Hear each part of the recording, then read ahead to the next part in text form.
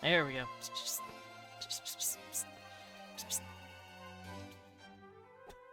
The mic stopped picking me up. Hey, man. Y'all want to see what's happening over here? T-pose. Hey. Alright, hold up. Let me put my arms down. I'm being attacked. Oh, Len! Alright, let's catch up on chat real quick, and then we're gonna say hi to Cecil. This ain't about you right now. Dread, congrats on first. Oh my gosh, Cecil, this ain't about you. Shush. Cecil's over there yelling. Alright, let's actually play some pretty music. And by pretty, I guess I mean ambient. Ow! My noggin! Wait! Who did it? Alright. Dread, thank you for the 45 biddies. Also, congrats on first. You did it. You done it. You done did it. You got your streak going. And thank you for the 100 biddies. Lilin, thank you for the gifted tier sub to Magiternity? Is that how you say that? And Anonymous, thank you for gifting a sub to Bobby! Bobby! Bobby! You got it gifted! Can you hear me? Dread, turn your monitor in his direction so he can read my lips, so he can hear my lips. Bobby! Congrats! Kios, you are not new at this point. In fact, you're old enough not to know to not tease me. He said, oh, nice. Thanks. Hello, Hype Train. What are you doing here? That is me on the floor being sad. Dude, you know what'd be really funny? If one day one of you guys actually throws me so hard and I land on the floor in a very particular way that I look like I'm T-posing. Or not T-posing. I look like I'd look like the Family Guy death pose. Oh, y'all can't hear my music because it was muted the entire time. Granted, I don't think you would have noticed much, because I talk too much. I will keep saying it. Kios, you've been here for 2 months? About 2 months. 2.5 months now. October, November. Yeah, 2.5-ish months. You're a professional yapper. I really fucking am, dude. I can talk for fun. I can talk for free. I do not shut the fuck up. You have to tell me to shut the fuck up, actually. So now the bat can count. Sort of, it depends. My ability to do math is nebulous and incomprehensible. Even I cannot properly understand why I can do some things and not others. And you're easily sidetracked. Listen, that's the ADHD. That's the brain going a mile a minute, being like, hey, you remember this? Well, guess what? Now you're talking about this. Oh, also, this reminds you of this. Look at Night Captive Biohar. That shit was funny. I love Night. But the thing is, I love him, and he needed a portrait. Alright? You be nice to my boy. You be nice to my husband. Sure, Gelly married him, but he's my husband. I like how every time Leon shows up with his hand out with a new Vandal NPC, I'm like, ah yes, thank you for my number here, husband. Thank you for my 7th husband, teehee. I was like, oh no, I can't believe you made me do this. I can't believe you've done this. No, quite literally. I was teasing, by the way. I was very happy to draw Biohar. He needed a picture. And yeah, Lavash, he's my boy. It's L-E-V, by the way. Lavash is great. If you follow my blue sky, you've actually gotten to see him with his BB out.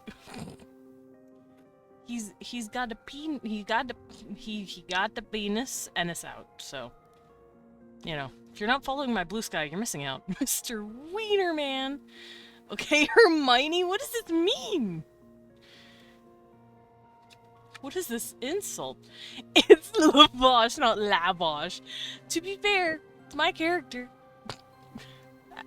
What if I was spelling Delilah's name wrong? You'd be like, oh no, it's spelled like this. It's got an H at the end or whatever. And I'd be like, cool. Anyway, hey, there's my blue sky. There's dragon dongs on there. It's... I'm trying to get better at drawing dongs. What if that wasn't actually her name at all? It's probably not. Delilah isn't a Swaga name. But it's still a pretty name. Also, Dread, I'm gonna fight you. You and me are gonna fight. Hi, Taki. Welcome in. Hey, Taki, you're about to see me start fighting Dread. Let me boot up my clip studio. Also, if you guys hear me munching or I go quiet, I have a muffin. Well, I have half a muffin. I can't eat a full muffin. Them bitches are fucking huge, so I don't eat them. Let's go the fuck up, bitch boy! Yeah, we're about to go. Yeah. Let's go. I'll meet you in the Limsa Laminsa aft castle. Let's go. Put up your dukes. Let's see. I'm also gonna pull up some references because it is Wednesday, my dudes, and we're gonna be doing some world building stuff. Specifically, I'm going to zoom out for a bit off of the Talramians, and I'm going to be focusing on the setting out. My noggin! Penguina! Desmond, my tummy ant friend, how are you? I'm good. Thank you for the 32 fucking months with Prime. Rip those pennies out of Bezos' pocket. Do it. It's so good. But I'm doing better. Yeah, no, for those of you who don't know, Sunday night, I horked, and it was gross, and I was very sad. And it was sudden, but then I felt better after I horked. But just to be safe, Monday, I just stayed in bed, I slept, I took nap, and I ate cracker. I ate saltines, and I just let my stomach sit, and I'm like, I hate it. I hate vomiting. It's the worst fucking thing in the universe for me. So I was very upset. I'm perfectly fine apart from a cold. Oh no, sorry! My dad had a knee replacement surgery yesterday, so visiting hours. That sucks, Taki. Oh, that's no bueno, you good. Yeah, oh, with Taki. Yeah. I hope your dad's replacement surgery goes well, though. And I'm sorry you got a cold. Colds are not fun. They're irritating and they just never go the fuck away. At least for me sometimes. I'm like, this sucks. But yeah, no, for some reason I randomly just fucking horked and I'm like, well, this sucks, so I just took a day to let my shit rest. And then Tuesday I'm like, I am very tired. I did not eat anything, so I spent the day to reallocate my schedule because I was not sleeping correctly, and actually eat food. He's like a new man. Nice. I hope in a good way. Still don't know how this thing works because it says I subbed with Prime, but it also says I have a day till Prime resets. I check it to sign. Oh, it could be time zone. It could be time zone magic. You're right. There's worse things to be. Oh, Dad's annoyingly chipper today. There's worse things to be. True. That's really cute, though. I'm glad he's doing good. Whoa. That was not. It wasn't bass boosted, but that was vibrating in my ears. Someone drove by our house, and it like made my eardrums feel like they were vibrating. That was weird.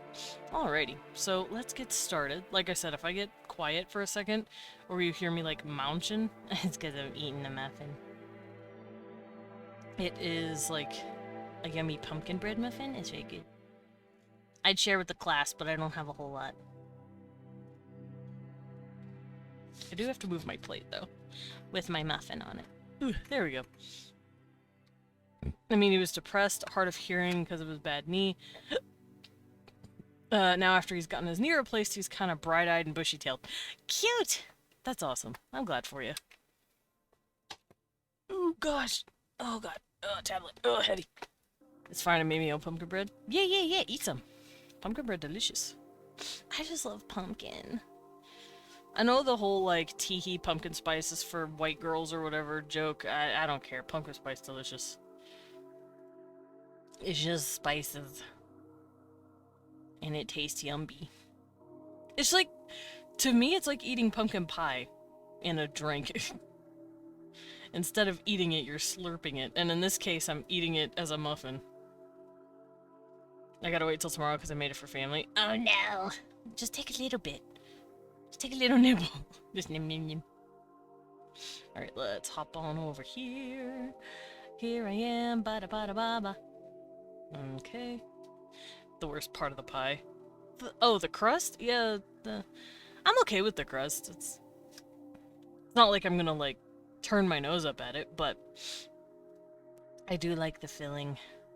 You know what the best part of the pumpkin pie is? The whipped cream you lather on top of it. I think pumpkin pie is just an excuse to eat whipped cream. You can't change my mind. I'd rather make a pumpkin cheesecake with a cookie crust. Today I've been paid basically 3 hours of overtime to play games and watch a Desmond stream. Hell yeah! A dude was supposed to show up, but it seems they're in the void. We can't contact him, and best part is, it's not my fucking problem. Fair is fair. Paid overtime to just chill and listen to me ramble about dumb shit. You mean the whipped cream with a side of pie? Yes, I do. Yes, that's what I mean. How'd you know? Oh boy. I haven't had too many pumpkin things before. I mean, pumpkins isn't a popular food stuff over here, so mostly used for decorations. That's absolutely fair. I will let you know now, Taki. When we say pumpkin anything, pumpkin spice, pumpkin pie, pumpkin latte, whatever, pumpkin bread, I guarantee it's not made with, like, actual real pumpkins. It's made with, like, maybe an essence of pumpkin and then a bunch of, like, flavors. I use real pumpkin. You do? Nice. Let me actually Google this before I give you false information. Because there is pumpkin stuff in it, but the real taste is, like, I believe, like, the cinnamon and then, like, the spices that we throw in there. Yeah, cinnamon, ginger, apparently cloves, maybe nutmeg, depending on how you're feeling. Like, that's the taste you taste whenever you're eating pumpkin, quote-unquote. It's not actual pumpkins. They use gourds and squashes and stuff and spices. Yeah! It's very delicious. I know that's what they do with pumpkin spice. They just use the spices that they use for it. Pumpkin spice is just eggnog plus pumpkin. You're so fucking right. Yeah, it is eggnog spice. It is, huh? I fucking love eggnog too. I love eggnog. Eggnog's so delicious. So, yeah, you're pretty right about that. It's just eggnog. Let's see. Yeah, clove, nutmeg, cinnamon, ginger. And then usually a heavy cream and a bit of pumpkin puree or some sort of gourd puree, just to add a bit of substance to that. It's mostly the spices you're eating it for. And it's delicious. Yum, yum, yum.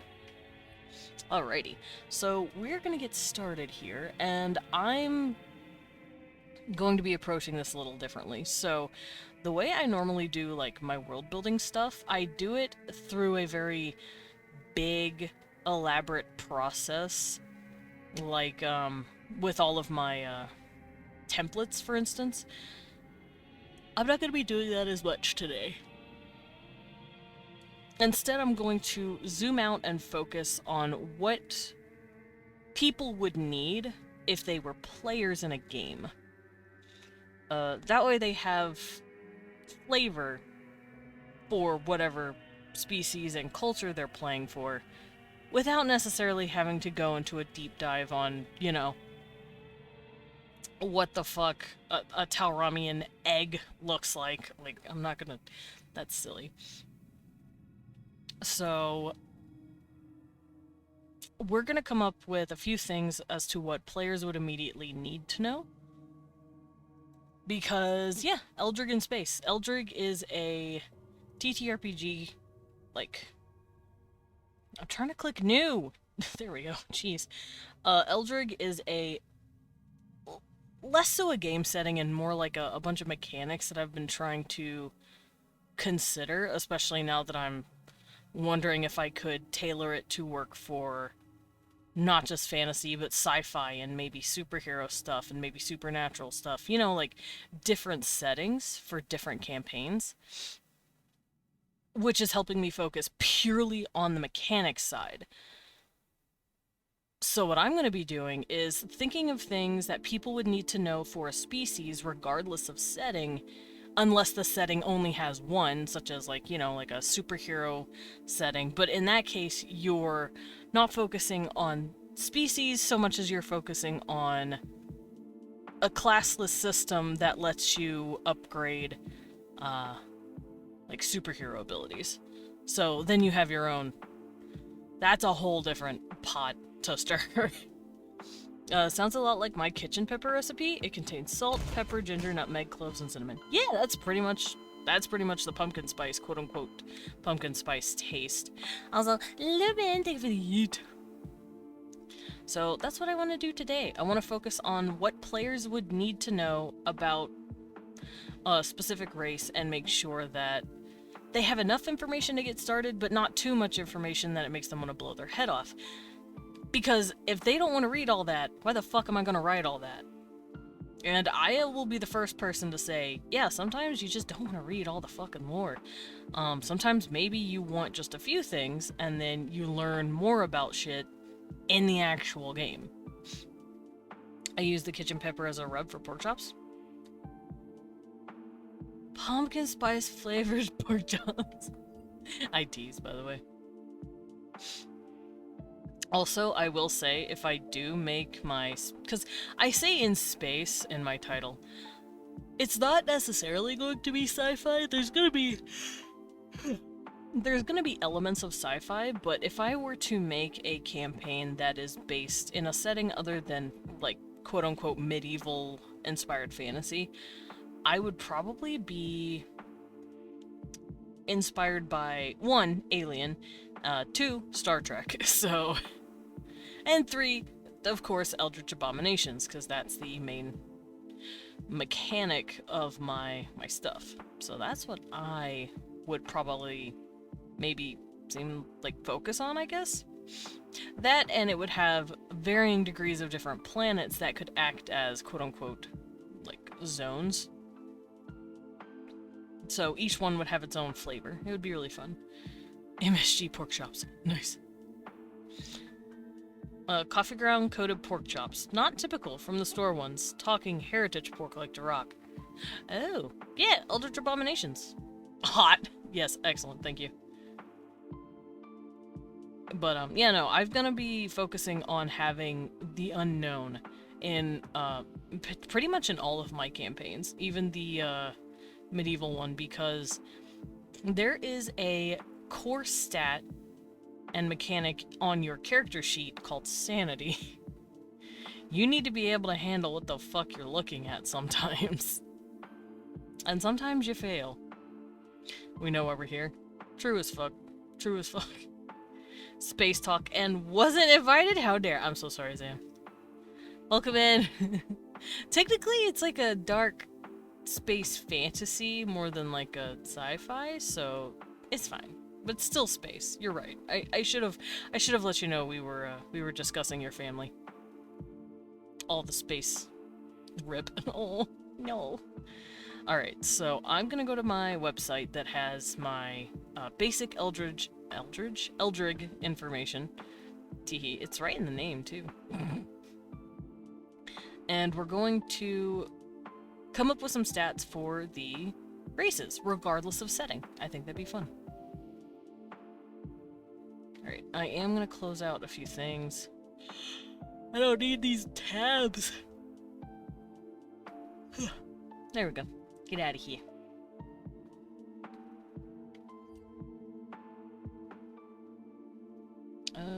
Here it is.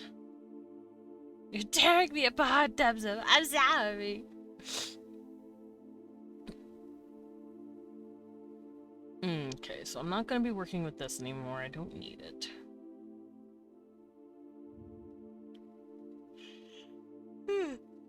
Oh well.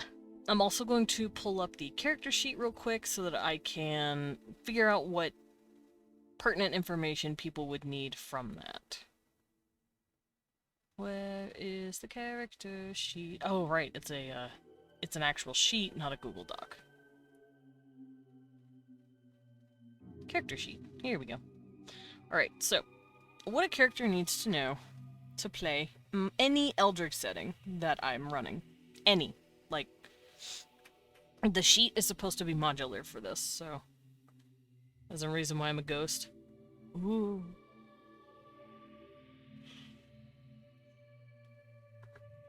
I just saw Taki say beware of the Eldritch STDs if you boink Eldritch Abominations. I don't think that's what you should immediately be worried about, so much as how are you going to survive after the fact anyway?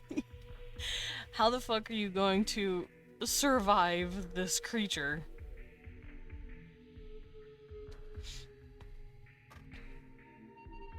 If it likes you enough not to kill you, then you can worry about it. Alright, so, first thing you ever need to know for your character is their name. This is going to be considered your culture, your race. Can I write better, please? Name. This will be attached to your culture. Or your species. Ow. That was a muffin hiccup. If you make them hot, of course we need to think about it. You know what, fair. Listen, if you can roll a proper charm check, you could fuck anything, alright? That's just the name of the game. Have you heard of 5th Age? I have not. What is that? There we go. Alright, next thing on the character sheet is your level. And this is determined just through playing the game. And it influences everything else, like your stats. So I'll just put stats here. As for your stats and your experience. And then we've got your occupation. Now, occupation is... Ooh. Normally people would assume this is your class or whatever, but like I said, I don't really do classes. I don't care for classes in my games. But what the occupation will be is kind of like your title. It's something either you or another character has given you as like your job. So let's say you're building a character. It's a sci-fi conversion of D&D 5e. That's kind of cool. No, I have not heard of it.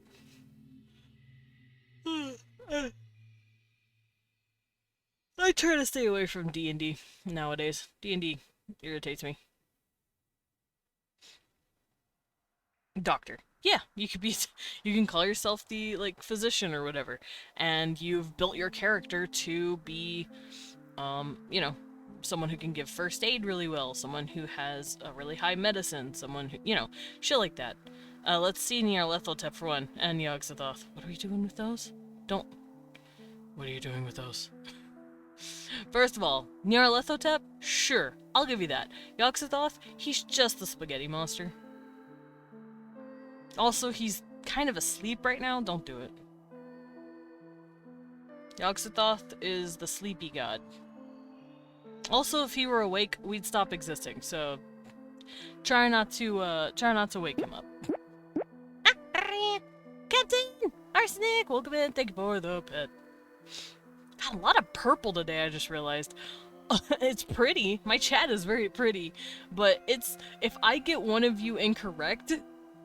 I apologize. I usually associate people's names with color first. So I'm working real hard to read your guys' names and make sure I don't... That's Azathoth. You're so fucking right, Taki. I'm stupid. Yogg-Sothoth is the key. Yeah, that's right. Yogg-Sothoth is the gate.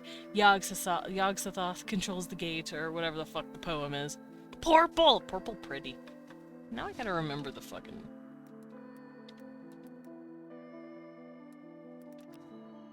I can't remember the fucking passage anymore. I used to, and it upsets me that I don't.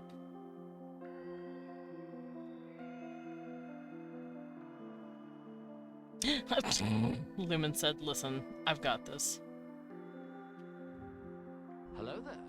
Oh, hello there. Welcome in. Not Chad. Understood. Welcome in, not Chad. Thank you for the follow and welcome to the Bat Cafe. Please take a seat, enjoy your stay, and enjoy some tea while you're at it. We're going to be talking about hot eldritch abominations, apparently. I'm trying to look at Yog-Sothoth and it's not letting me.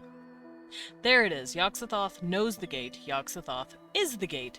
Yog-Sothoth, that's hard to say, is the key and guardian of the gate. Yeah, okay. I could not remember the passage, and that upsets me that I don't remember the passage anymore, because I used to.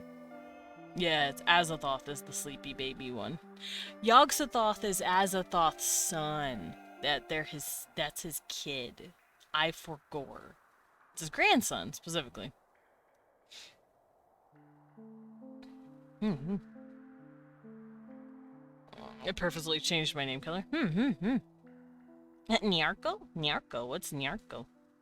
Yeah, Azathoth is the nuclear chaos, the demon sultan, the blind idiot god, the dreamer. Yeah, he's the sleepy. And he looks like the spaghetti monster. He's quite literally just a mass amalgamation of, like, flying tentacles and, like, balls on him. Like, eyeballs. And other balls. So I just call him the spaghetti monster. Yes, Captain, you have been here for 2 years and 8 months. You've almost been here for 3 years. I've almost been streaming for 3 years. Isn't that nuts?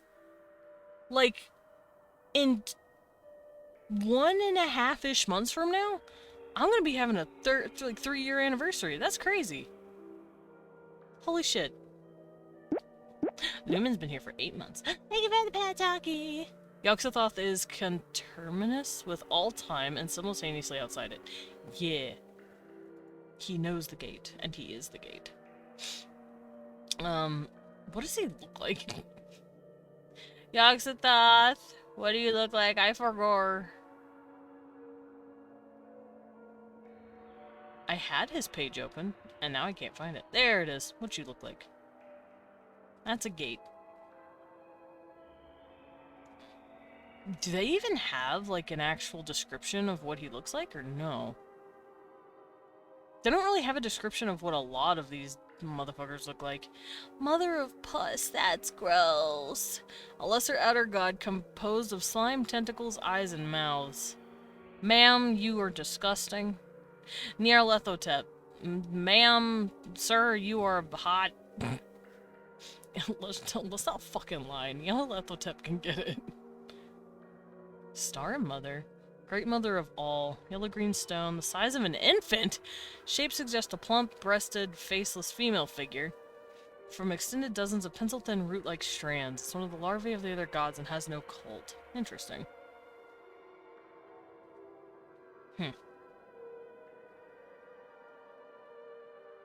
Well, that's neat. Alright, yeah, I have no clue what Yog-Sothoth actually looks like. Mentioned in the case of Charles. Thank you for the Pantheros.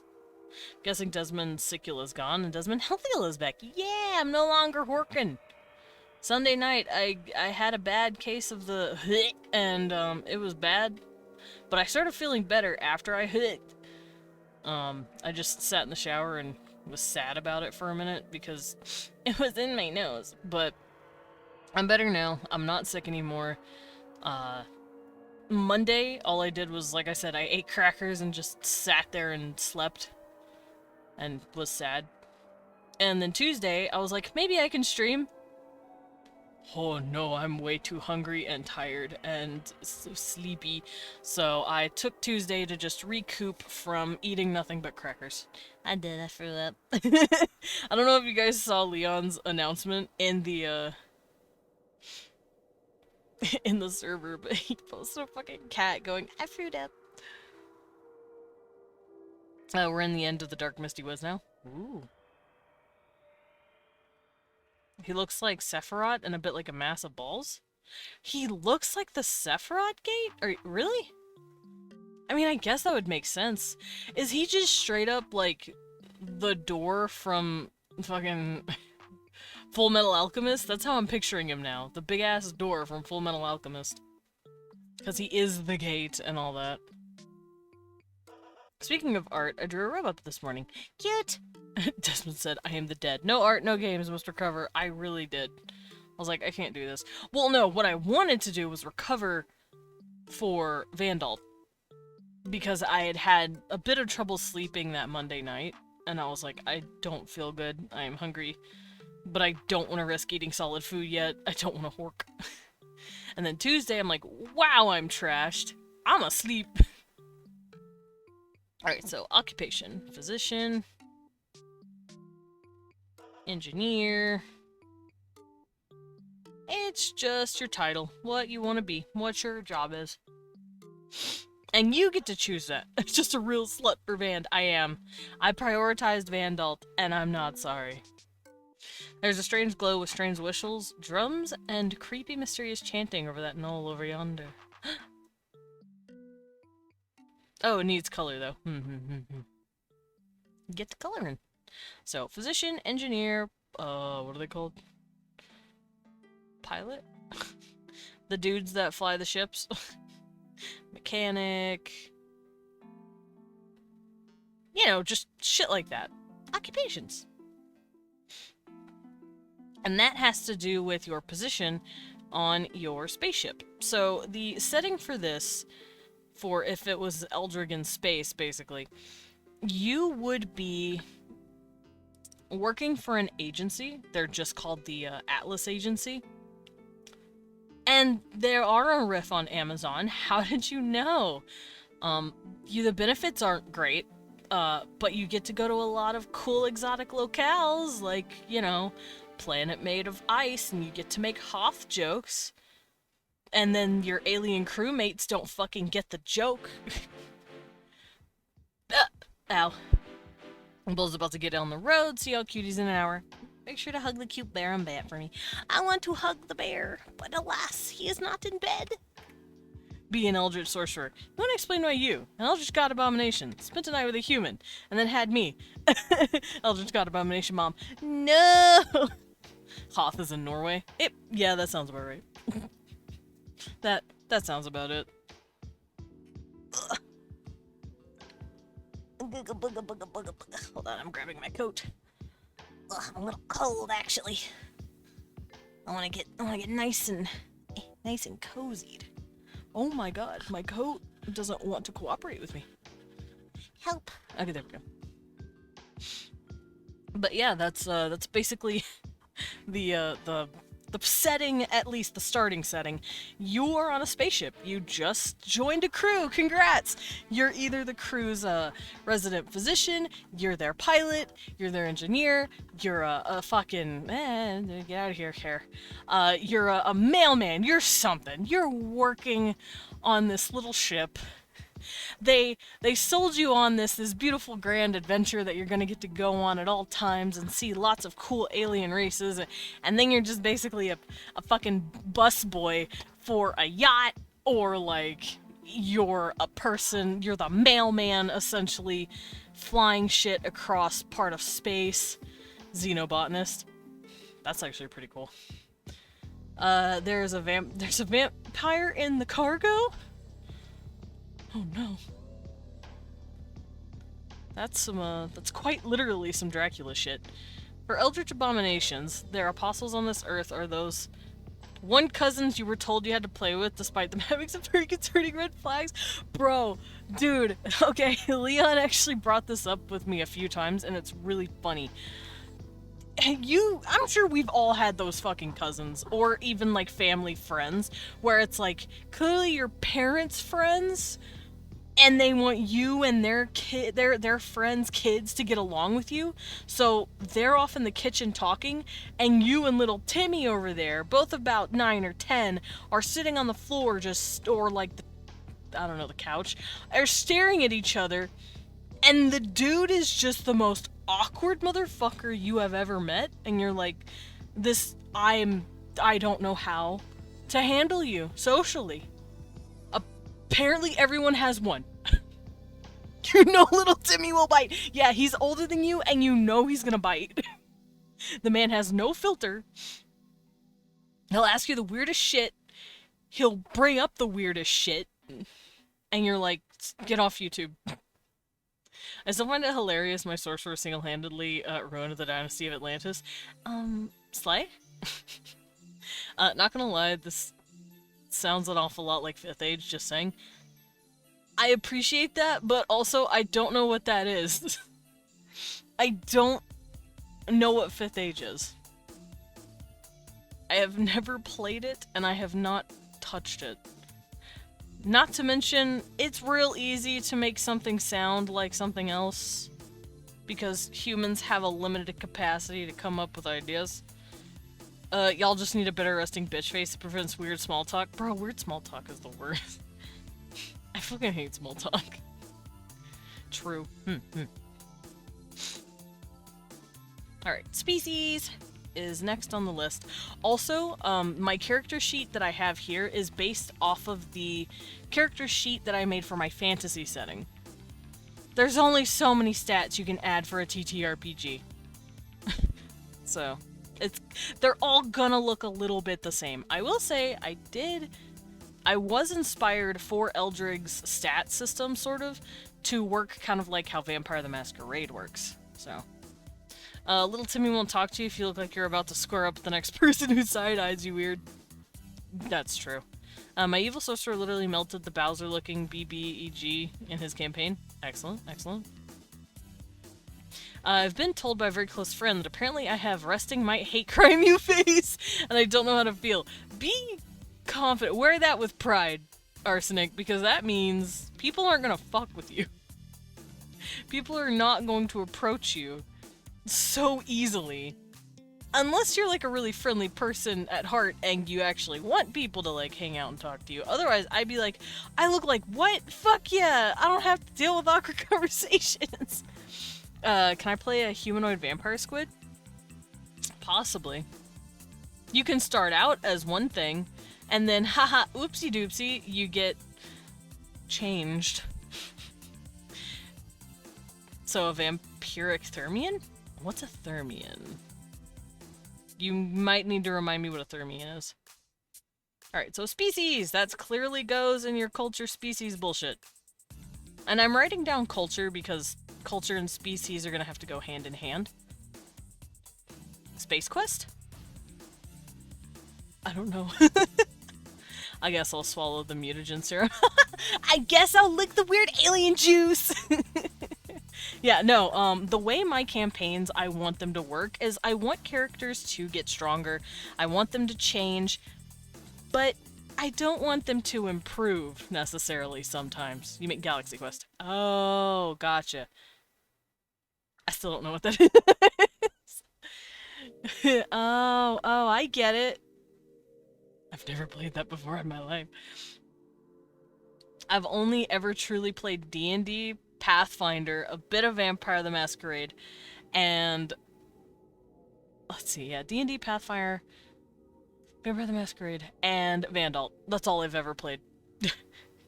I've only ever played those TTRPGs.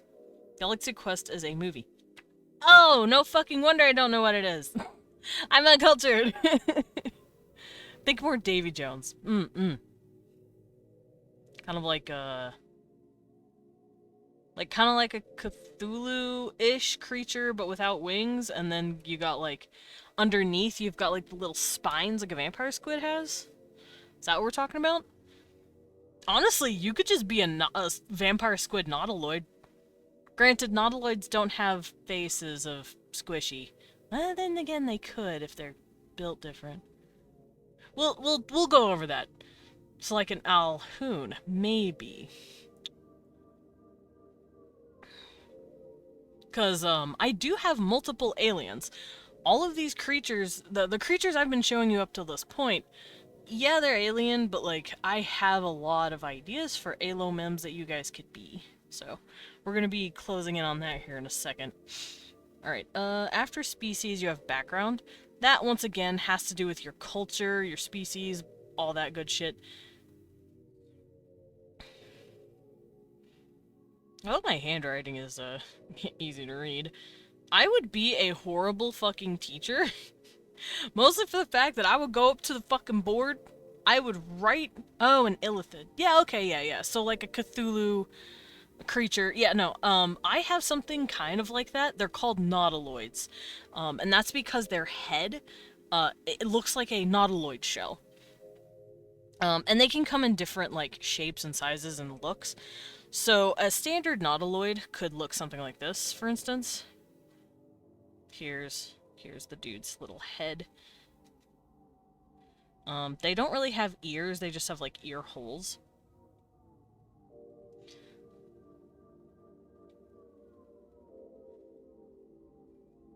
Let me get rid of this. And then they don't really have noses. It's more like a tiny little like pair of slits to breathe through. And then they've got like that Sidon head thing going on. You know what I'm talking about. Prince Sidon has that like big noggin that he's got going on. They've kind of got something like that going on. And then underneath their shell, they've got their eyes. There's his little creepy eye. And then the shell itself on top of their head, they're called nautiloids because it does like this little curve right here. And then underneath the shells, they have... let me do this. They have tentacles. They also have pretty long, spindly necks. So yeah, underneath the shell, they have tentacles that come out. And they are based really heavily off of cuttlefish, so they have chromatophores. And that's the main way that they show emotions. So different colors flashing across their tentacles in like a really pretty display shows what they're thinking, what they're feeling. They're pretty easy to read once you understand the colors, but that's what they look like. I love cuttlefish. So do I. Cuttlefish are babies. But there can be some nautiloids. Not all of them have these like like regular quote-unquote faces. Some of them can actually get little tentacles on their mouths like this, as kind of like a quote-unquote facial hair. So if you were an older nautiloid and you had tentacles growing in certain places because it's either your subspecies or whatever, you could end up looking kind of like a little illithid creature. But yeah, those are my nautiloids. I haven't covered them much because I haven't gotten to them. But yeah, you could totally be a cute little squid baby. Let me go gather up something, actually. Oh, hold up. I was about to spoil something. Okay, where is it? Where are you? Nope. Okay, let's go back. Teehee. Also, do you like my creature? It's a budget alien. I made budget predator. Now I made budget alien just to see if I could. This is actually me combining a bunch of creatures' traits together. As you can see up here, that's DNA of different creatures that I've thought about, like Tauramians, nautiloids, what I was just covering. That's why they have the tentacles on their head. They have the Tauramian, like, mouth plates. They have this spiky spine from an unknown race that no one knows about. They have echolocation. Stuff like that. So, I tried my best. Where is he? There he is. There's my little nautiloid baby. So this is what I drew originally. And this is how I picture them typically. They've got, you know, the little nautiloid head. And they've got the pretty, like, tendrils that act like hair. The tendrils are kind of like hair, I guess. They grow very slow, though. You could theoretically cut one, because there aren't any... well, there's kind of, like, nerves in there, but the nerves don't receive pain the way our nerves do in their tentacles. But it does have a bit of muscle in it as well, so it can kind of move, but they're starting to become more vestigial. But yeah, those are my little squid babies. Like I said, not so much in the face region, but definitely some sort of, like, aquatic species. They're also cold-blooded, so that means they usually seek out warm-bodied people, and they like sitting next to them and standing next to them and stuff. They're like, "Ooh, you're warm. Ooh, you're very warm."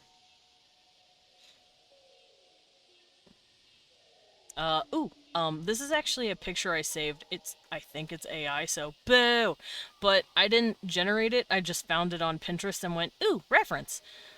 This could be a pretty good idea of like a specific subtype of nautiloid, where they have that little shell hair head, but he doesn't have the tentacles. And then they have like a few tentacles that come down off of their face. Basically just cuttlefish.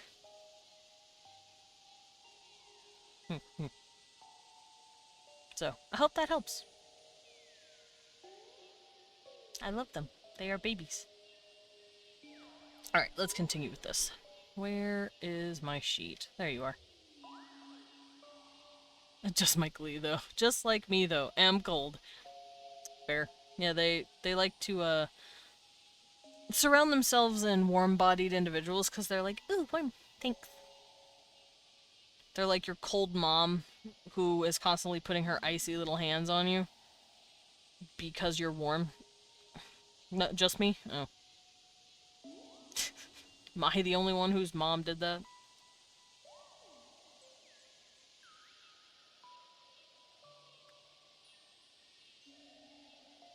Mia, Bobby. Put tiny little freezy hands on you. Hey, babe. Alright, training! So, training is going to... Can I spell training correctly? God damn. Training has to do with your stats. And this is going to be your basic training. So, let's say you want... I guess this could be your quote-unquote class, but it's not going to be something that you level up with your levels. It's a little more nuanced than that. Me with my one friend, because she runs hot.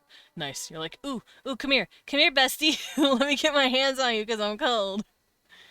But training is basically going to be a series of stats and abilities that you gain through leveling up, yes, but through adding points. And whatever training you've initially started with is going to be kind of what you are going forward. Now, you can get future training later, but think of this as basically kind of like your quote-unquote pseudo class. It's going to be a skill tree that you can focus on specifically to reinforce your occupation, basically. So if you say, I want to be the ship's physician, I want to be the dude in charge of the medicine, your training would essentially be a medical background. You will get perks that help towards being a healer, pretty much. So, that's what that's for. And then, of course, we have our character appearance, but all of this is pure species stuff. So, character appearance. I'm gonna do this.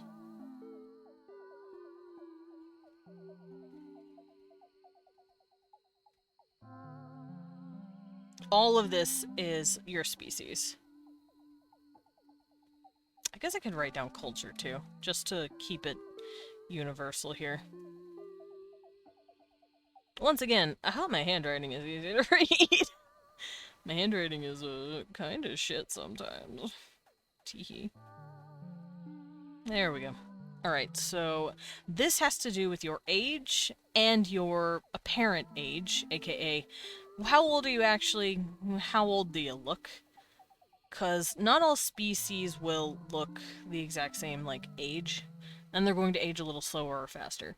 Let me get that poison supplies training so I can, help with when someone's been poisoning. Yeah, that's why you want it. Alright, and then of course you got your height. How big are you? How tall are you? Then you have your build, your body build. I don't like to use weight because weight does not give you the proper understanding of what you look like. You could say, oh, I'm 280 pounds. It's like, oh, wow, that's kind of heavy. And then you look and you're built like a fucking freight train, right? You're like an 8-foot tall muscle Hulk Hogan man And it's like, yeah, no, I understand now. Like, so it's like, literally weight does not help. Build, min-maxed, nice. So I usually like to write body build more than I like to do weight, because weight tells you nothing. Gender. What's your gender? So, gender, obvious. You can be influenced by your own culture, because some cultures have one gender, some cultures have no gender, some cultures have 5. So it's like, that has to do with your culture and your species as well, unless you're out there learning about all these new different cultural differences and you're like, I feel like this actually. This makes sense. So, that can be something your character can explore. Skin colors, eye colors, all the colors.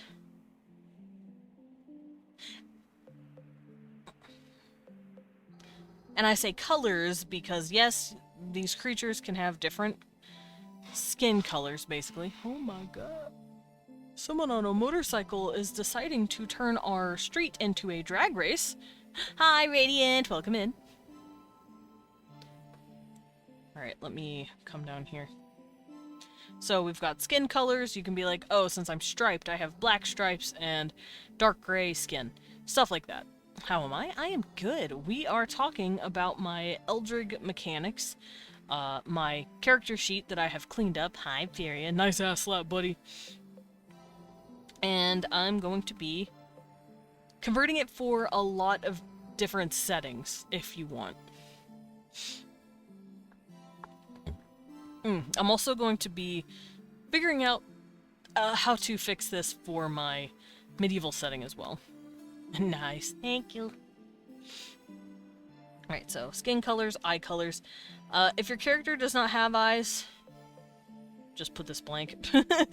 Because there are a species or two that don't have eyes. My cave cats, for instance, they're going to be a part of this, and they don't have eyes, so.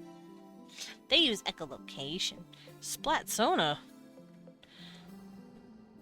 I'm sure you mean Splatoon. But knowing you. Sometimes I'm not sure. Alright, hair colors. So then you go over what colors your hair are. You can also add style. If you don't have hair, leave it blank. Obviously, or just say you don't have hair. Then of course your other features. Any distinguishable features that you would like to go over. Alright.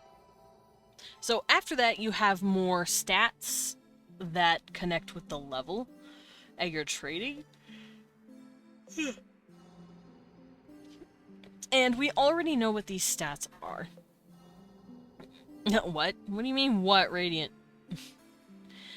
Cave cat physician. Seems you've got a broken wrist. Yeah, pretty much. Tiny echolocation clicking in their head comes back into their ears. Oh, wow, it looks like you have a fracture. Oh.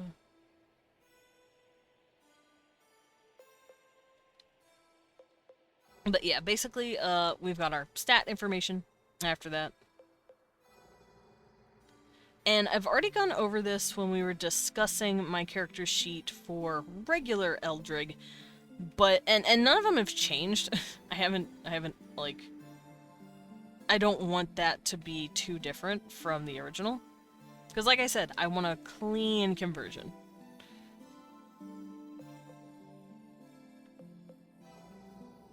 So we've got strength, reflex, vitality, no leg.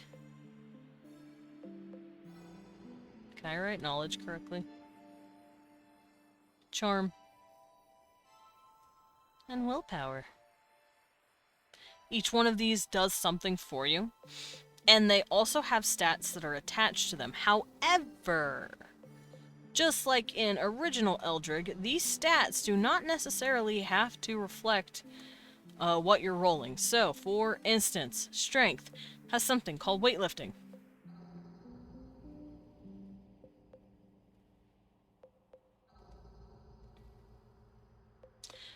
if you have like a -1 in strength and you want to help with a weightlifting roll, you can actually, instead of your character physically helping to lift something, can make instead, if the storyteller, the narrator, the GM allows for this, you can roll a knowledge weightlifting check. So if you have a knowledge of 4, and for some reason you have a weightlifting of 2, but your strength is -1, you don't want to make a strength weightlifting check, which means you are not applying your muscles to the helping. You would instead be giving people advice or helping them. Granted, I did say with the approval of the storyteller, the GM. Some stats you cannot do that with. Sometimes the GM will straight up be like, no, you have to make a strength weightlifting check in order to get this box up. You're the only one here and you can't cut corners here, you have to lift it. That being said, sometimes there is wiggle room. It just depends on what you're rolling for. Oh boy. Dr. House has always been a comfort character, borderline most relatable to me. I can relate to the sarcasm and snark he brings. I was once in a friend group, had some unpleasant experiences with one of the people in the group. They said they were going bra shopping. I replied I wouldn't go shopping for rat traps if I didn't have rats. That's cold. That's cold. I know you cannot fuck the boulder till it breaks. You have to make a strength check. Quite literally. Like, you can't roll a charm weightlifting. Like, for instance, it's like, oh, how the fuck are you going to do that? Explain, sir, to get the boulder out of the way. You can't tell the boulder to move. Like, unless the boulder is sentient. In which case, got stuck in ad hell for a bit, hope nothing important was said. Teehee! No, I've just been... Zam, you know I don't say anything interesting... Well, interesting, I guess, isn't the word I'd use. You know I don't say anything relevant ever? How the fuck are you? Correct. Also, everything I've been talking about, it's all here, pretty much. Alright, so strength also has mounting. It's not the mounting you think. And then throwing. How far can you throw the thing? So with weightlifting, obviously, how hard can you pick up the thing? Mounting, how well can you hold on to the thing? Let's say there's a spaceship, I guess in this instance, maybe a spaceship, or maybe some sort of space whale that you really have to hold on to. There's an Eldritch abomination you're climbing on. Something. How hard, how easy is it gonna be to hold on? Make a mounting check. Maybe it's cold, but they couldn't say I was wrong. True. Oh no, I know what she meant, Radiant. But knowing you, I was still worried. I wasn't quite sure. Alright, throwing. How hard can you throw a thing and make it go a certain distance? There you go. That's how you figure it out.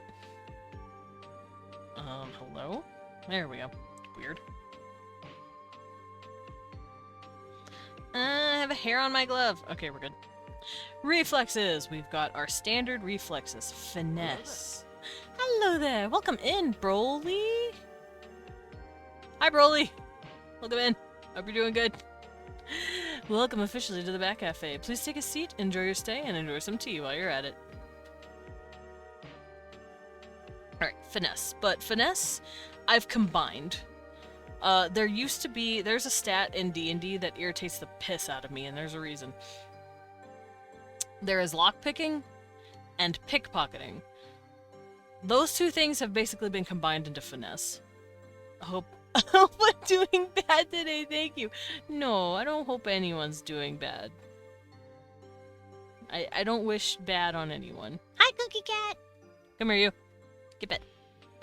Hey. Alright, so finessing is basically just you're finessing someone out of their pockets. You're finessing a lock open. That's basically what that is. You're being a sneaky McSneakerson. So this is actual sneaky McSneakerson. Sneaking! How well are you getting past that creepy alien down the hallway? Or in a medieval setting, how well are you going to be able to get around that fucking, I don't know, giant zombie tiger? And then finally, acrobatics. How good are you at parkour?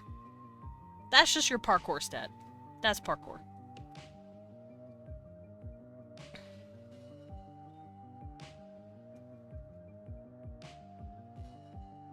Finesse is also used for sword. Like a finesse weapon? I guess that makes sense. I'm currently stuck on my couch because my cat, though, decided to be a snuggly bastard. Ah, hell yeah. That's not a problem. That's a problem I'd like to have, actually. Where's my cat? Where is my cat? Are you in your bed? Nope. He probably followed Leon.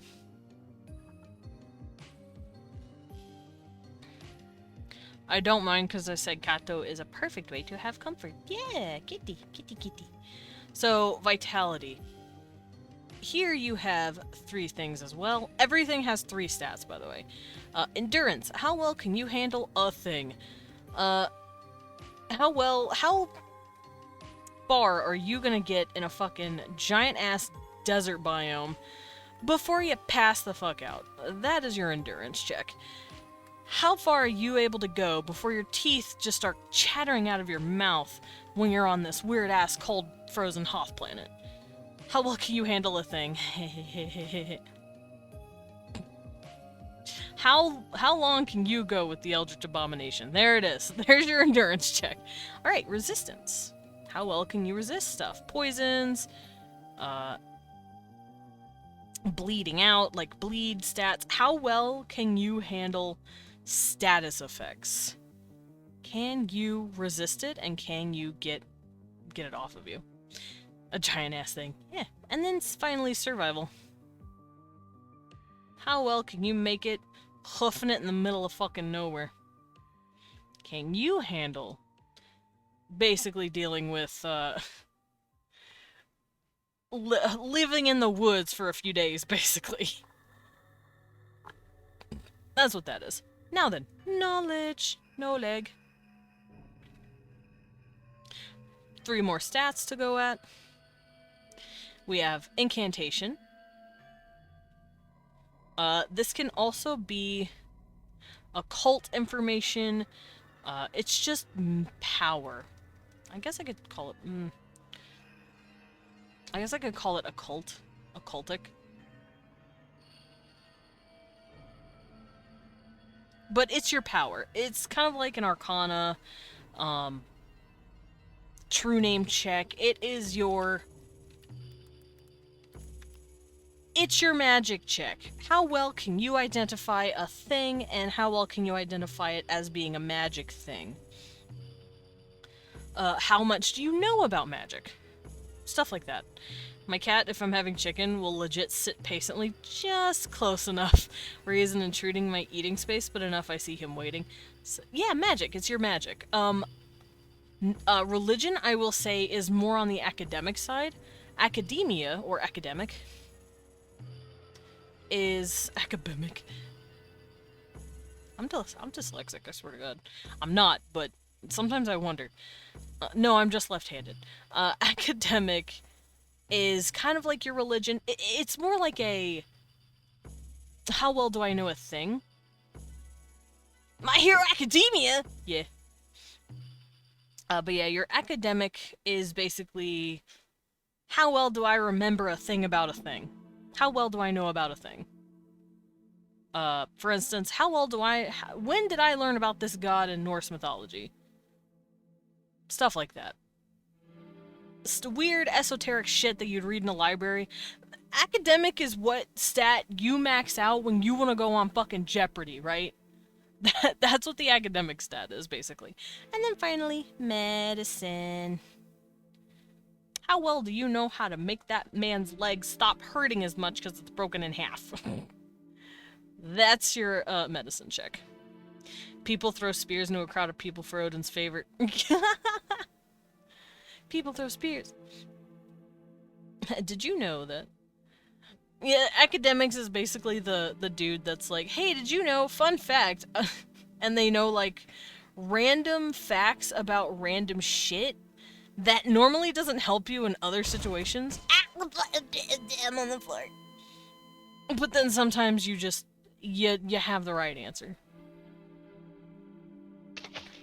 Thank Thank you for the sip, Dread. I'm actually going to take an opportunity to sippy my appy juice. Oh, yeah. Fucking love appy juice. Thank you for the stretch.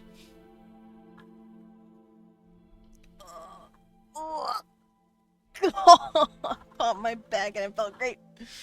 Hold on, let me... I broke my fingers too, why not? Alright, we good. Alright, charm. You can do 3 things with charm as well. Something with willpower. Let me just do this. I'm not gonna pretend there's a secret 4th stat on one of these. So, you can have a speech. How well is your performance? How well can you rouse a crowd? Now, a speech doesn't just mean getting up on a stage and saying, "We the people." It has to do with your performance. It's just called speech. Basically, how well can you perform and do well in front of a crowd? Like that 2x4 you keep in the garage for a decade. Yeah, it's like, I don't know, fucking, I need it for something, obviously. Same reason you have a fucking wire drawer. It's like, I don't know what half of these things go to, but if I ever need a wire, I know where to go. It's right there. And then that one day, you're like, oh fuck, I don't have a wire for this really niche item that I own. You go to the wire drawer, and then you find it. The holy wire that you've needed to plug in. So, yeah. That's basically academics. It's like, oh fuck, I do know about this. Oh shit, I know. Alright, so speech, how well can you perform in front of a crowd? Coercion, how well can you convince someone to do what you want?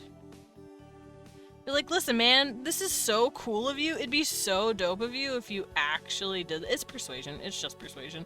Dude, wouldn't it be so fucking cool if you did this for me?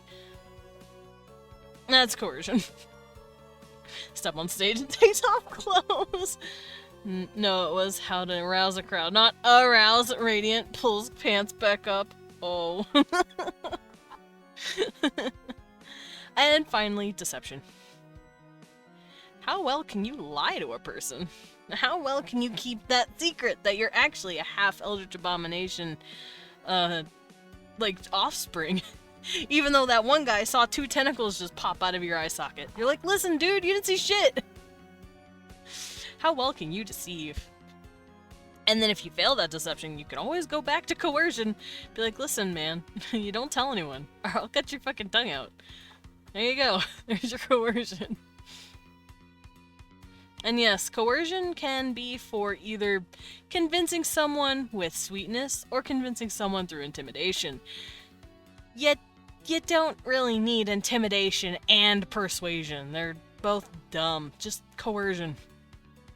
Unless you make a strength-based coercion, in which case, you're intimidating them with your muscles.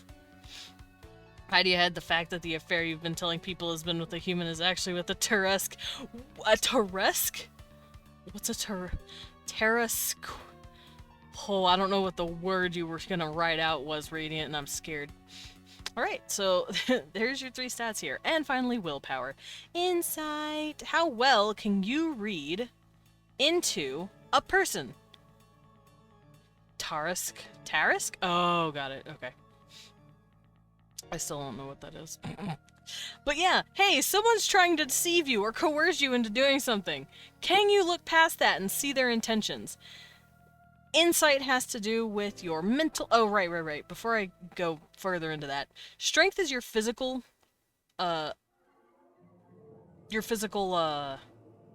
prowess, basically. Your physical strength. Reflex is your physical... quickness. And vitality is your physical health. Knowledge is your mental strength. Charm is your mental speed, like reflex.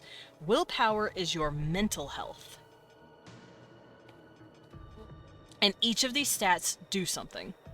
And I will go into that in just a moment. Let me scoot them closer together. But they're getting closer together. Alright, so after insight, how well you can... What, baby boy? My cat is yelling at me. What? Oh, goodness. Where's Dad? You don't know? Me either. I lost him. He's probably taking a shower, actually. So after insight, you have perception. How well can you look at a room, look at a space? So since insight is about studying and interpreting a person, perception is about studying and interpreting your environment. How well can you see the bullshit around you? I've got a low score in willpower. It's getting better, though. I'm glad to hear that. I hope it gets better. And then, of course, you have deduction. That's your investigation. How well can you look around a room or a scene or some sort of aftermath of something and come up with the correct conclusion as to what happened here? You are Sherlock Holmes, and you're on the case. That's what deduction is. So these are going to be your 6 stats that you deal with. Now, like I said, you don't have to necessarily roll strength in order to do a throwing roll. You can do a reflex throwing roll to see how fast you huck something. These are just here underneath this because these are the most common stats attached to it. But it doesn't necessarily mean you have to make a strength mounting or a strength throwing. You can do a reflex mounting. How quickly can you climb up something or, hold yourself on? So it just depends on how creative a player wants to get with these stats. You can stay safe and make knowledge academic rolls, or you can kind of remember something maybe, and then... Why do you always show up on mute? I'm sorry. But let's say instead, you're not sure if you know all of the information, but you're confident that person does also not know all of the information that you're talking to. Let's say you're allowed to make a charm academic roll. You can convince someone that you're right, even though you might not have all your facts straight. So it's just about what the players can come up with and how they want to go about situations. That is the point of having my stats separate like that. And I do believe Vampire the Masquerade does something similar, where they have, like, these main stats, and then these other stats that you can combine together. Or was it Call of Cthulhu that does that? Fuck, now I don't remember. No, I'm stupid. I was thinking Fuda because of course I was. Of course you were. Also, welcome in, Sunshine. But yeah, that is... Oh, I see. Help, I rolled a 20 in charm. Everyone can't stop getting boners. Even the girls. Nice. I like how Radiant's like, I was thinking about Futa so hard, I forgot trans women exist for a second. Guess who didn't sleep? Was it you, Sunshine? Was it you? I just realized your name makes me sound like I am being mean. Oh, is it you, Sunshine? Like, I promise I'm not teasing you. It just sounds, if I call someone Sunshine, it sounds like I'm mocking them. Was it you, Sunshine? Did you not sleep? I forgot trans women had dicks. Help. Radiant's like, oh, fuck, that's what makes them trans. Oh, God, help. Shit. Radiant, you're funny. My sleep schedule's messed up right now, and I know. Yeah. I'm not actually mocking you. It's just your name makes me sound like I'm mocking you, and I apologize. Good morning, Sunshine. Alright, so. After all that shit, we have our secondary stat information that you will need to know so that you are not dying. So, I did say that the stat information here directly influences your, play, basically. Now, I know D&D doesn't do this, and good, because this is mine. So, strength deals in defense. If you have a 3 strength, your defense is going to be +3 as consequence. Consequence can mean good, right?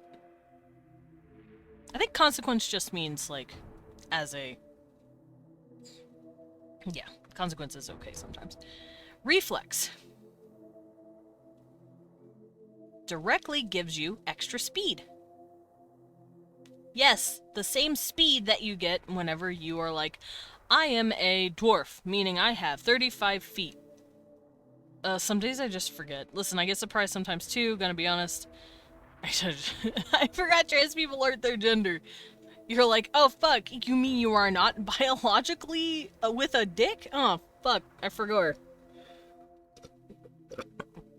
Honestly, Radiant, we need more people to be like you sometimes. I sometimes do. Fair. Some days I just forget. Fair. You're fine. I didn't get up until like 9 p.m. yesterday. Oh my god. Sunshine, your schedule. Why do you have 35 feet? No, you know what I mean. You have a square that is a 5x5 foot radius, I believe it is, in D&D. So then you've got squares. This would mean 10, 15, 20, 25, 30, 35. So basically that's as far as you can move in a single combat round. That's what your speed is. Because my campaign also works on how fast or slow you can go. Oops, forgot my gender in my closet. Yeah, 5x5. Yeah. I haven't played D&D in a hot fucking minute. I want to say it's been almost 2 years now, so I'm starting to forget the rules. I've been too busy playing Vandalt because it's really good. And Vandalt doesn't have that whole move 35 feet spaces, follow the fucking whatever. Instead it has a roll dice system for when we're exploring dungeons. Like for instance, here's a cool y'all fucking watched Leon's stuff, at least you better have. But let's say here's a dungeon with all these squares. Oh man, how are we gonna explore this if we don't have speed? You roll a die 6, and then you go up the spaces for how many die you rolled. For what number you rolled. And then he rolls to see if you get an encounter. If you get an encounter, you don't have a battle map. You just have a... kind of like a Final Fantasy IV. Cecil! Cecil! What? He was out in the hallway crying. What? Did Dad kick you out of the bedroom? Are you not allowed to bug him while he showers? This motherfucker has a separation anxiety. Yeah. Do you miss Dad? Yeah. Oh goodness. Oh goodness. Cecil the brain sucker. Oh no. Oh, it starved. Hi, baby. I've gotten to the habit of petting my cat and telling him it's a brain sucker, but then when I stop petting him, it's because the brain sucker starved to death. Because he's got no brains. He's orange. He got no brains. You knock over my muffin and I will skin you. Don't do it. You are looking at that plate with fucking envy. Get out of here. I see you. I see you, you little man. Lawrence pulls the same shit. He even follows me into the bathroom. Yeah, my bet is Cecil got fucking locked out and now he's yelling at me to let him in and I'm saying no.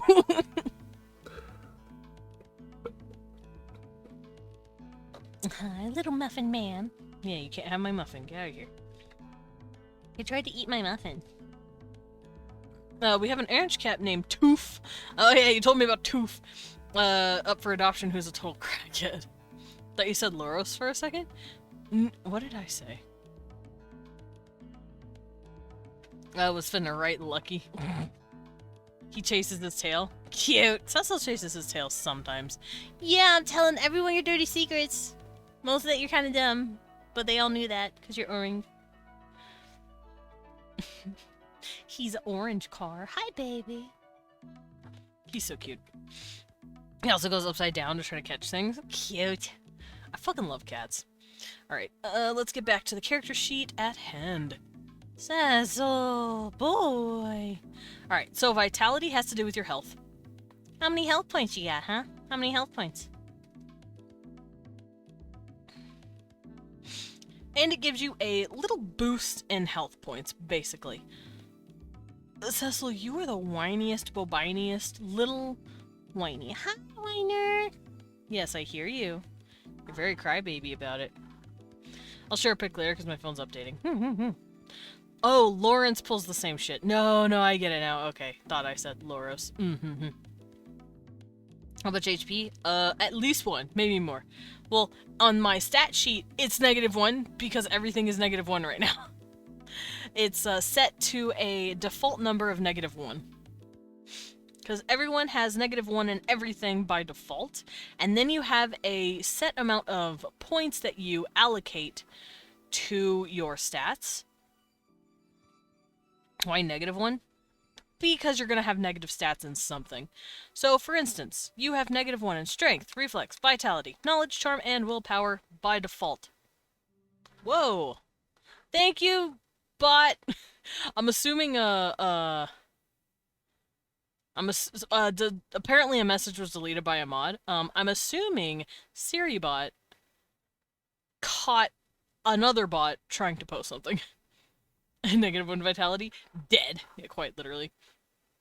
But, yeah, let's say we start off with our -1s. You're going to get, I believe I have settled on 10 points to allocate. If you wanted to have no negatives, you would have to apply 6 points, 1 to each stat to get a 0 in every single one, and then you would have 4 more to allocate to what you want. Yes, Automod. Good SiriBot. Good, SiriBot.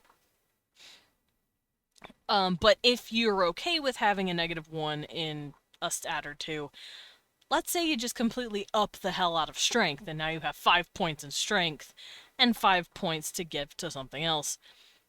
It's to give people a little more customization. Because I don't like...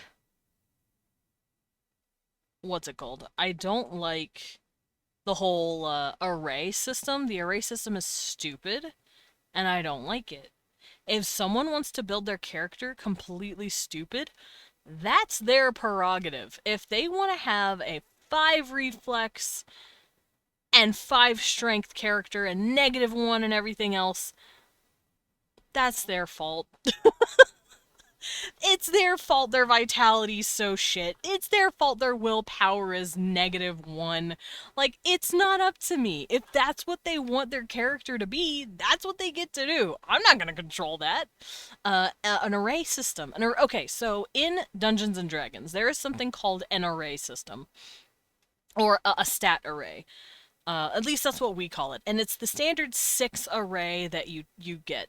So in D&D you have your strength, but you also have, what is it called? Fuck. Strength, dexterity, constitution, you know, your 6 stats. And you're given the opportunity to add 6 numbers to it. Let me remember what they are called. What the different arrays are. Standard array. Okay, so the standard array, yeah, strength, dex, con, int, whiz, and charisma. So you've got these 6 stats that you can allocate numbers to. And the 6 numbers is 15, 14, 13, 12, 10, 8. And I hate the standard array. It irritates the piss out of me. And I will show you why. Also, if you really want to have a standard array, quote unquote, with my system, you kinda can. But it's annoying. Yeah, point buy starts at all 8s, IIRC. Yeah, which technically makes your modifier a -1. Which is what you start out as these.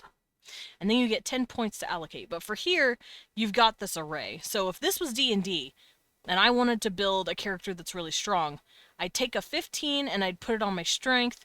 I'd, let's say, take a 12 and put it on my reflex. I'd take a 14, put her on my dexterity. I'd take a 14, put it on my con.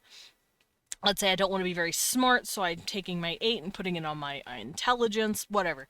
That is how you do it in D&D, and it's so fucking annoying. And here, no fucking arrays, no big numbers. Fuck that, that's dumb. I'm not making you do predetermined scores. You're just adding numbers for the modifiers and the modifiers only. Hi, Pats, welcome in. So basically, on your stat sheet, on your character stat sheet, you will have, let's say I added a 15 in D&D. For here, that would be a +2. So instead of a -1, let's say you add 3 points to your strength. You got your +2. There it is. Modifier. Done. You don't have to worry about anything fucking else. None of this stupid, I have a 16, so I have +3 stat. no, stupid, dumb. We're not doing that here. Get it out of here. Here, I'll show you how dumb it is, since you've never played D&D before, Sunshine. I'm building a barbarian. Here's my strength. And that array that I showed you, I have a 15 in, and I put it in my strength. Because I'm, let's say, a human, I get an extra point to allocate here, which bumps my 15 up to a 16, right? And now I have a 16 strength. That's not exactly what my strength is, though.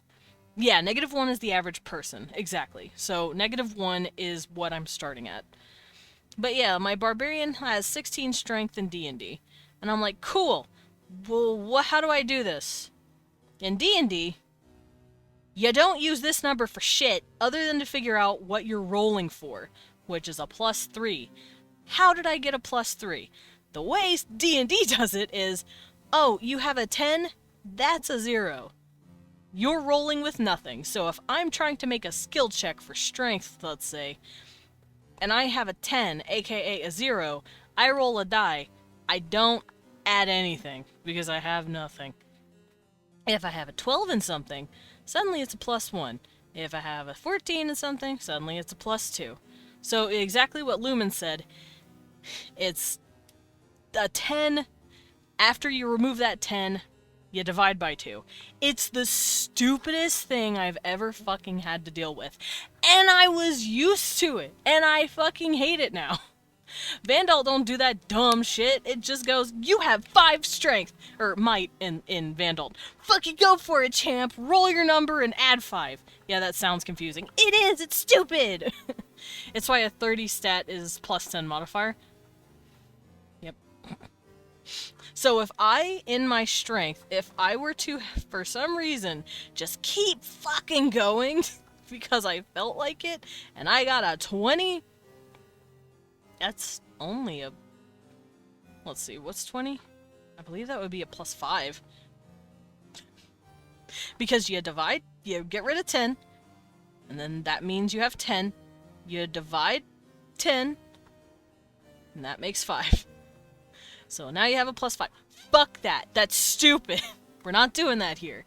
Here, you get 10 points, and you put them wherever the fuck you want. So, you got 10 points. I put 5 in strength because I feel like being a powerhouse. Now I have 5 points to spend. I want to be kind of strong, so I'm going to add 2 points to vitality. I now have 3 points to spend. I'm not going to be smart at all. I'm not charming as shit at all, either. Fuck it. I want 1 willpower. I have 2 points to spend. Fuck it, I'm giving myself another willpower so I can actually have a point in willpower. I have 1 point to spend. Fuck it, I don't want my reflex to be a -1. Done. Those are my stats. Easy. I ain't doing all this dumb math shit. Just add a point and call it a day. So, point buy. Yes, it is very much a point buy system. Because that shit's annoying otherwise. I fucking hate it. Alright, so back on the original topic. Knowledge directly influences something called focus. Focus? You don't need focus for the most part, unless you're deciding to, play with powers beyond your imagining. Using in dice? What do you mean by using in dice? Focus is your, using any dice. Oh, the dice will, it depends on what you're rolling, but If you're doing skill checks, non-combat skill checks, you roll a die 20. If you are doing combat checks, like especially if you're attacking with like weapons and shit, you will roll the die associated with the weapon against someone's defense. And there's a reason for that. I will go over that. So yeah, your focus is basically your mana. It's your mana points. How much focus do you need to cast this spell? 2? Cool. You are now out of focus for whatever. You have 5 left. Shit like that. Die hundreds everywhere. Oh no. No, we're not using die hundreds in my system. Leon's system uses die 100. You roll die 100 for a lot of shit, and that's because it's based off of Final Fantasy IV's a percentage system. So, for instance, in the Final Fantasy video game, you don't ever see the percentage system because it's an automatic thing that just kind of happens to make your stats do the thing. But in Final Fantasy IV, for instance, the game rolls on an invisible die 100, pretty much, to indicate how hard you're going to hit, or if you're going to hit. And then it does its little numbers. That's why he uses die 100. Me, I'm using a die 20 just because I don't need 100. Not for my skill stats, at least. Die 100s will come in for other shit. But yeah, focus, that's your mana. It's your mana pool.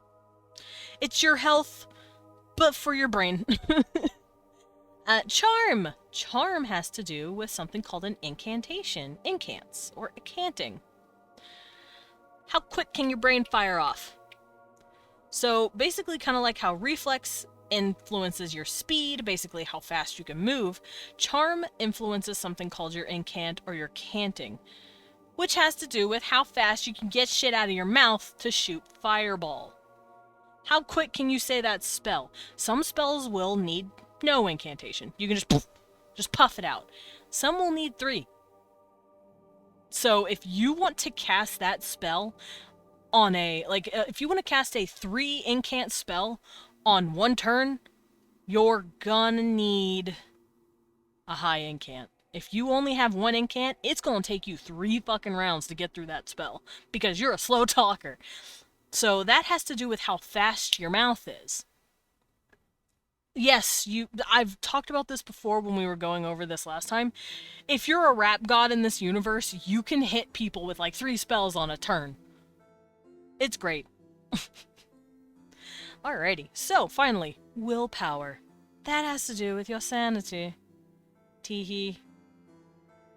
Your sanity has to do with how you see the world, what you can see, what you can't see, and what precious little abominations have decided to show themselves to you, and whether or not you're going truly mad. Sanity is very fun. Teehee. You could also have an unknown level that's on my character sheet here. That can be changed. Like I said, I want your characters to grow, but they don't have to grow up. They don't have to improve. They can grow sideways. And it can turn out wrong, and I am here for it. And I want to see my players get a little fucked up. I'm just saying. Let my players get a little fucked up. So, that's what all of these stats directly influence. So they can become fat. They can become unrecognizable. Alrighty. On the rest of the sheet, I just have a list of weapons that you're using. Got your stat that it uses, like your strength or your reflex stat. You got your attack bonuses that you need. And then what damage it is and what type of damage it is. Easy clap. Let's say, you use a pulse rifle, I guess. Hold on. Weapon. Yeah, let's say you have a pulse rifle. And just for the sake of medieval, let's say you have a dagger. So your stat, this is what you would change for the sake of the program. So let's say the pulse rifle uses reflex. How fast can you fire off that charge? Dagger, also reflex. How fast can you slash? Should we actually use another weapon? Let's use another weapon, club, for Eldrig Medieval Edition. Strength. How hard can you swing that bastard to bash someone's head out? And then you've got your attack. Now this is just these stats. This is how I'm gonna have the program figure it out. Opens third eye, begins wrapping spells. Yeah, pretty much. So on the sheet, the attack stat just adds with this one. So if you have a reflex of 2, and you write down that it's reflex here, it will just automatically change your numbers. Let's say I have a 2, so it will add a 2 here. Let's say my strength is 1, it'll put a 1 here. This isn't something that you're gonna really mess with. That's just an automatic number changer, basically. Ugh. And that's to help the program. And then damage type. Damage, and then your type.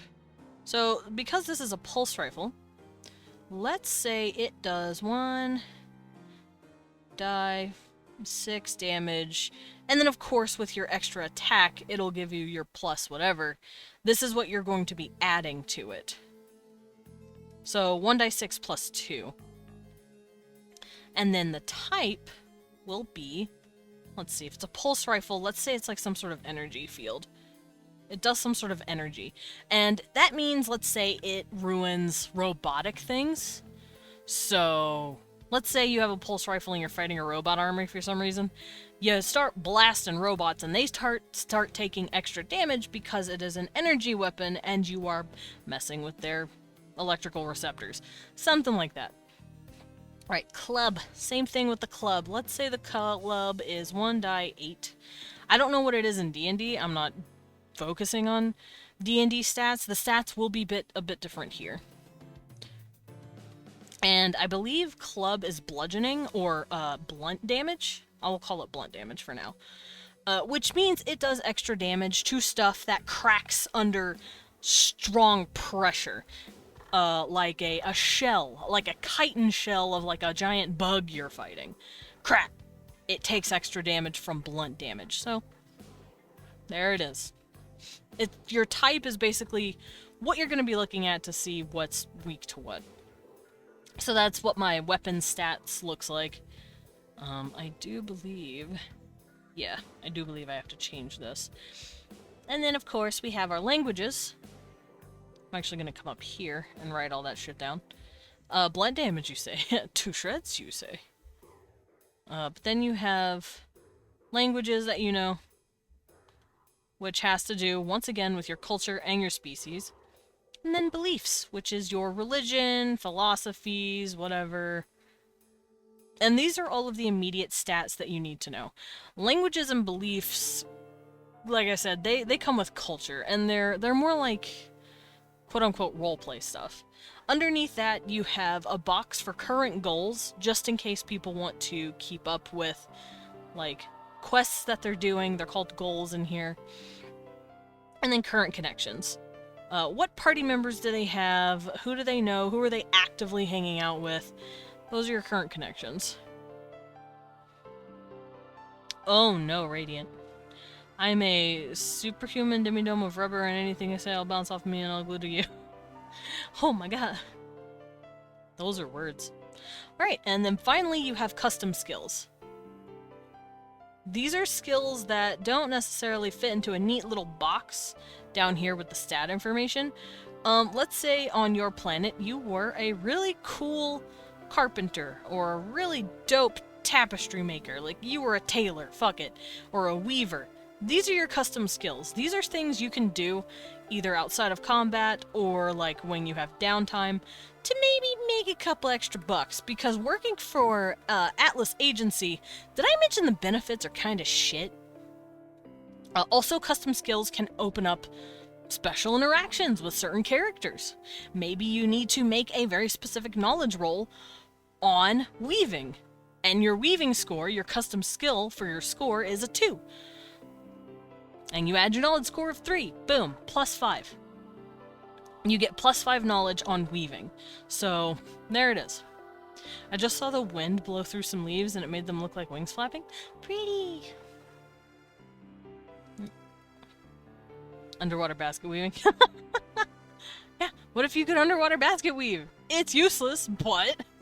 So that's what custom skills are. They are skills that you've picked up either through hobby or background job, fuck it, why not?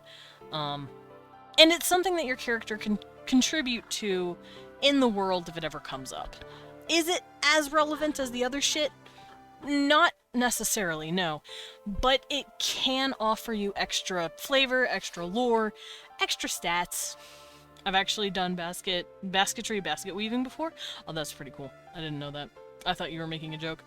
Just not underwater. You better get on it.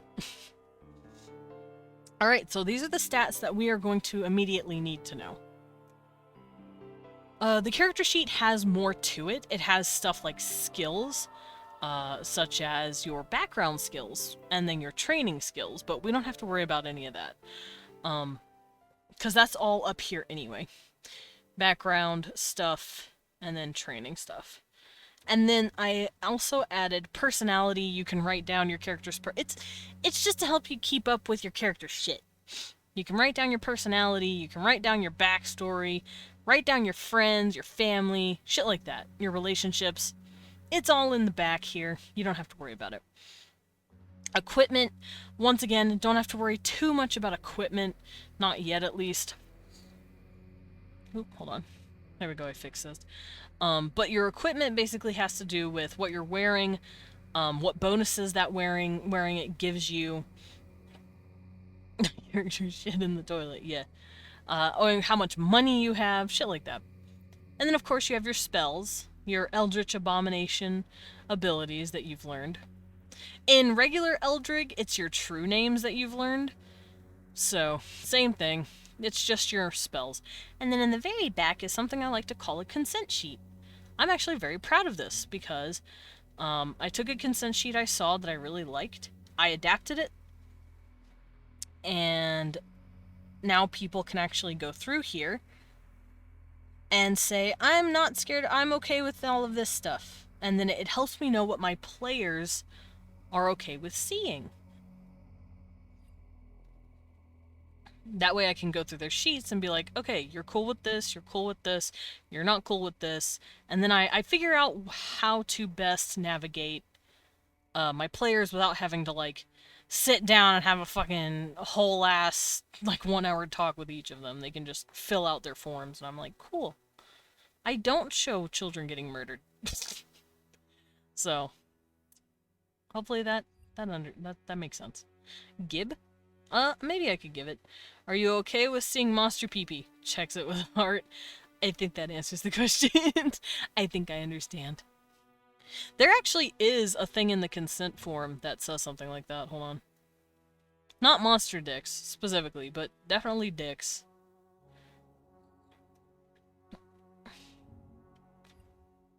Let me go back to it real quick.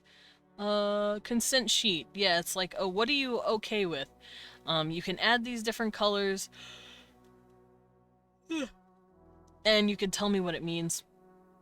But basically, are you cool with bugs, blood, demons, eyes, gore, you know, spiders? Because I know some players, you know, are scared of spiders. Then there's romance, like, are you okay with fade to black? Or do you want to be explicit? Do you want PCs and NPCs? Do you want PCs to be doing stuff? Shit like that. Are you okay with nudity? Are you okay with social issues such as homophobia, sexism, cultural issues, like, shit like that. It's like, what are you okay with seeing? So I know what to circumvent. And then I have a bunch of stuff to let people add their own if they so want. Checking yes to everything. Keep yapping. Yeah. Keep talking. I'm kind of like that. I'm like, yeah, no, pretty much show me everything. I'll consume any amount of storytelling as long as it makes sense and it's not gratuitous, you know? Like, there's something here like, are you okay with the subject of self-harm, for instance? I'd be like, yeah, as long as it's not someone's fetish, like, as long as the DM is clearly not, like, being weird about it. Yeah, that's what I have my consent sheet for. As long as you don't hit my no-no kink. My one no-no kink? You have a no-no kink? Hi, Luman. What? You're staring at me with them big ol' eyes.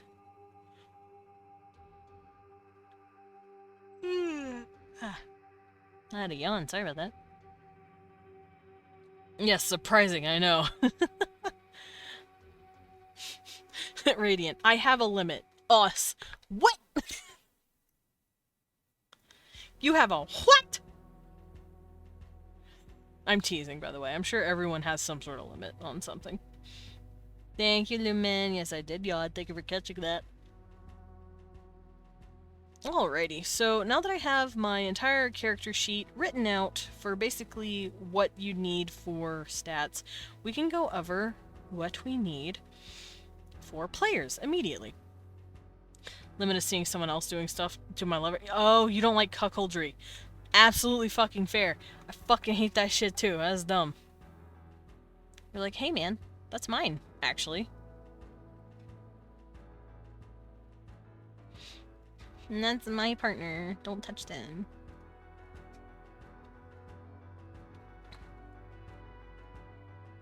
Okay. So now we're gonna go over this kind of stuff to figure out what I'm gonna write down. Other than that, my kink bingo card is fucking filled. Fair.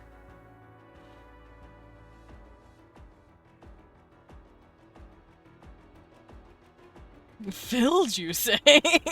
To shreds, you say? Alrighty. So now I'm gonna write down what we need to look over specifically. Which all seems to be focused on this, which is culture and species. So, what would my players need to know about their species?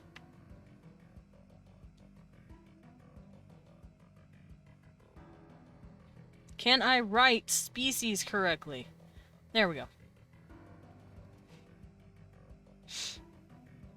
So, species determines what you look like.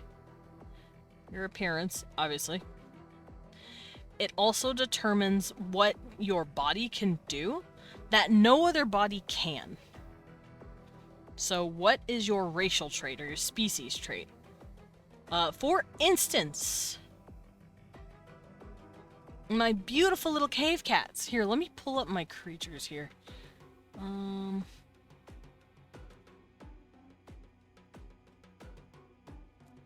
Watch out, there's gonna be a spider. Close your eyes if you don't like spiders. Alright, the spider is no longer on the screen.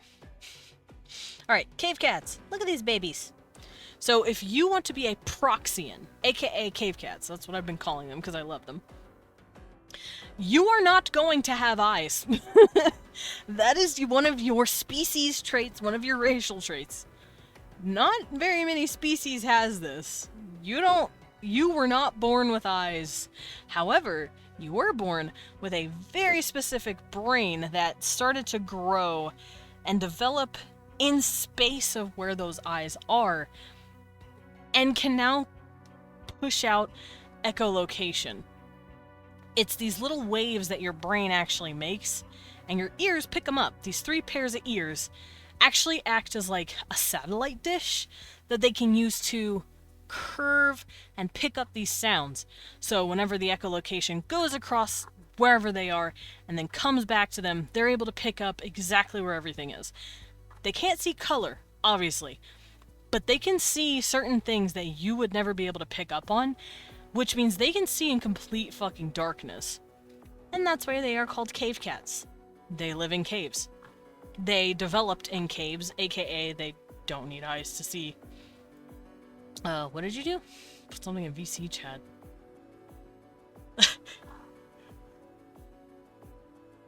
I see. I think I win. I see. I think you win. Also, who wouldn't be okay with this stuff? Play Monster Bingo. That one's got a bit more weird to it. They do smell people, by the way, Zam. You are very correct. They actually can smell people very well. Because their main senses are their nose and their hearing. Send me Monster Bingo. I don't know if there is a Monster Bingo. I'm sure there is. I'm sure it's out there, but I don't have it. But yeah, these little guys. So that would be their species traits. No eyes, can't see colors, but they can pick up on anything 3D that their sound can bounce off of. Now, playing these guys will probably be a little difficult in order to, you know, see shit. So, for instance, there is a holographic monitor. Their sonar, their echolocation would never be able to pick that up because it's light particles. They cannot pick up anything light-based. However, they'll be able to hear and see things that you can't see, that's moving. Even stuff that's, like, invisible and shit. They'll still be able to see it because their echolocation is bouncing off of whatever this object is. So if you're trying to be invisible, it's not gonna fucking work with the cave cats. So these guys, they have their pros, they have their cons, and that's what I want for all of my races. Thank you for the sip juice, Boxu. I just finished my appy juice. It would have been so appropriate to drink. You know what? There's a dot. There's a. There were like 2 drops left. It's fine. I did it, juice. I did it, Box. I drank my appy juice. I'm still gonna drink water. Don't worry. But I wish I could have drinking juice for you. how you doing though? Hope you're doing good.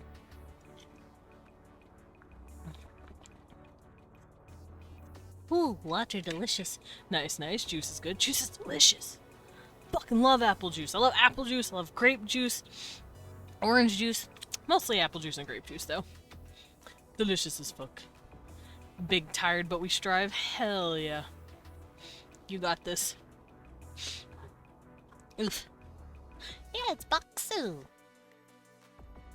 Alrighty, so yeah, those are going to be your species traits. And they're not necessarily going to be good ones sometimes. Apple juice is the superior juice. Apple juice fucks. And it fucks hard. Renata, welcome in and thank you for the catnip tea. I just took a sip. Okay, I also will want to go into like some sort of introduction. So let me scoot this down.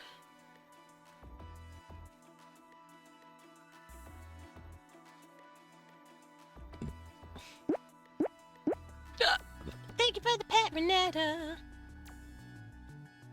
So I'll want to go over like lore. So the way, okay, I have to clear this out real quick because this shit's funny. What I want to do for my space-themed... am here just lurking. Of course, Boxu. And welcome in. I am actually working on a TTRPG, so you are coming in the middle of me discussing how I'm going to go about that. And I'm very excited for this. So, the way I'm going to run my space, fantasy, dark fantasy, Eldrig thing... for my medieval, I just have text.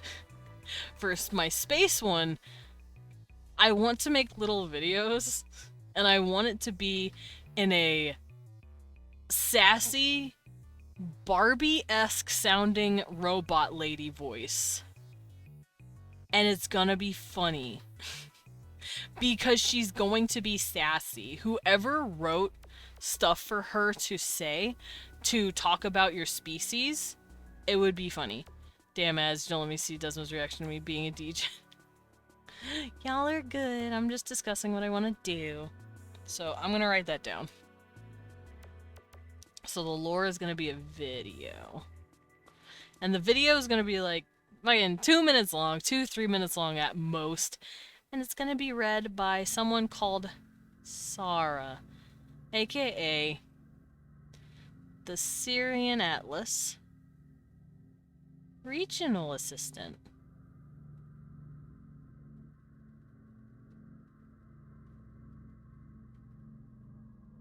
She's gonna be your little robot. Welcome back, Radiant! So the Syrian Atlas regional assistant, aka Sarah, not Sarah, she'll tase you if you call her Sarah. She's going to be your little software, sometimes a robot body, stewardess lady.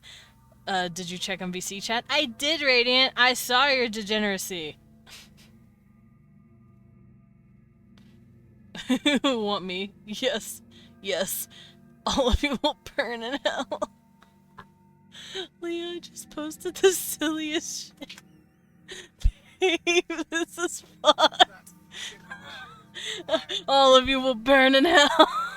Just the fucking anger.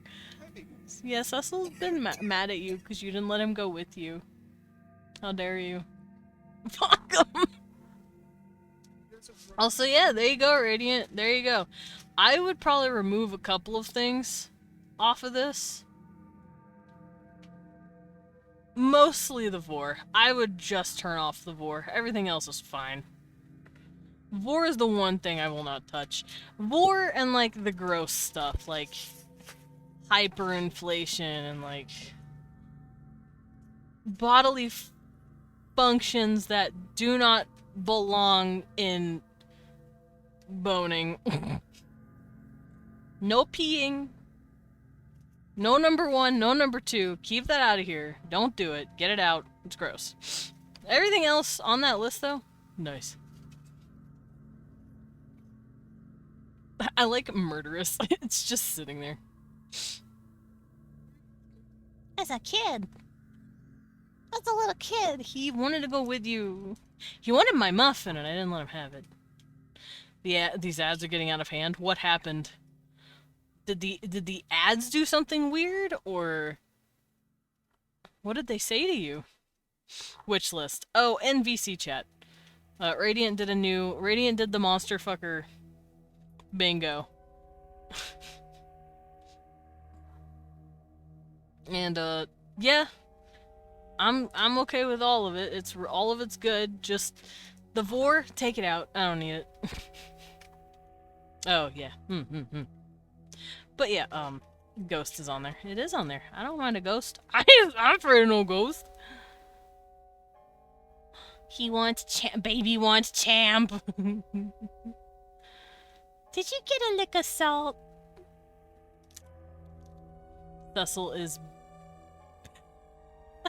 Cecil is begging Leon for his chip, and it's just a fucking salt lays. As they say, bustin' makes you feel good. Yeah, exactly. Cecil, you're just gonna lick the fuck out of the chip and not even eat it? No? You're just there for the tasty salt? He's just there for the tasty potato salt. Did all the monster fucker bingo and everything is with a check. Nice. Yeah, like I said, I'm good with everything. Except for the Vor. Get it out of here. I don't like it. Cecil does not want to eat it. He just wants to lick. You know what? Switch Vor for size difference, and then I've got a full bingo. Size difference is adorable as hell. I love it. You know what's better than a big old man?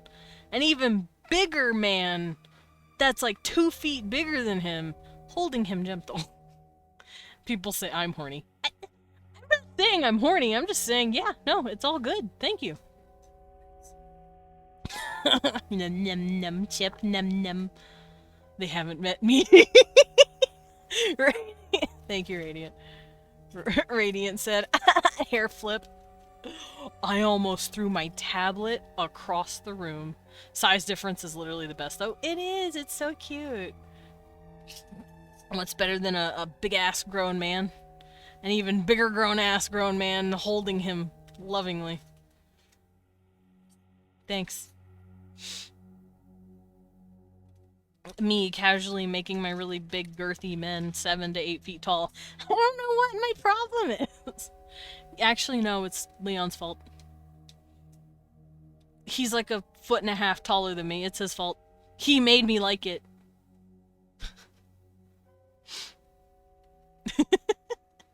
Honestly, I think that's just basically how to describe most of my, like, modern day... I wouldn't say kinks, but definitely the stuff I'm like, nice. A big buff man being held bridal style by a big hot monster is the peak. Exactly. See, Period gets it. That is exactly what I want. Why do you think I made Lavash as big and burly and brawny as I want him? I want him to hold a big buff man. I want him to hold a adorable big buff homing man. Or something. Give it to me. Thanks. I'm eating my muffin still. I still haven't finished my muffin. Y'all really need to give me my muffin.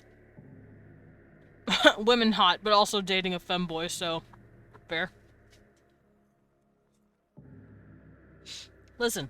It's pretty. That's fine.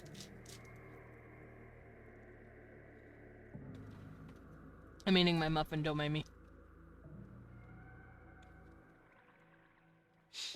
But yeah, me. Makes a normal human man. Me. Puts average or even buff human man in the arms of even buffer monster man. Thank you.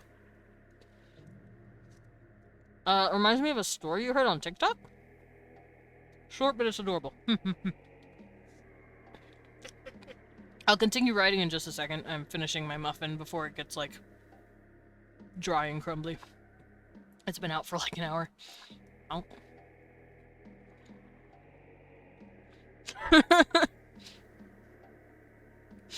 I just saw what Leon's watching, and the title alone is fucking hilarious. How? Nothing. God, muffin tops are the best part. Okay, so I'm a crackhead and I eat my food stupid. We all probably knew that because I have brain issues. Also, if you want to see what Leon's cackling at, go look at VC chat.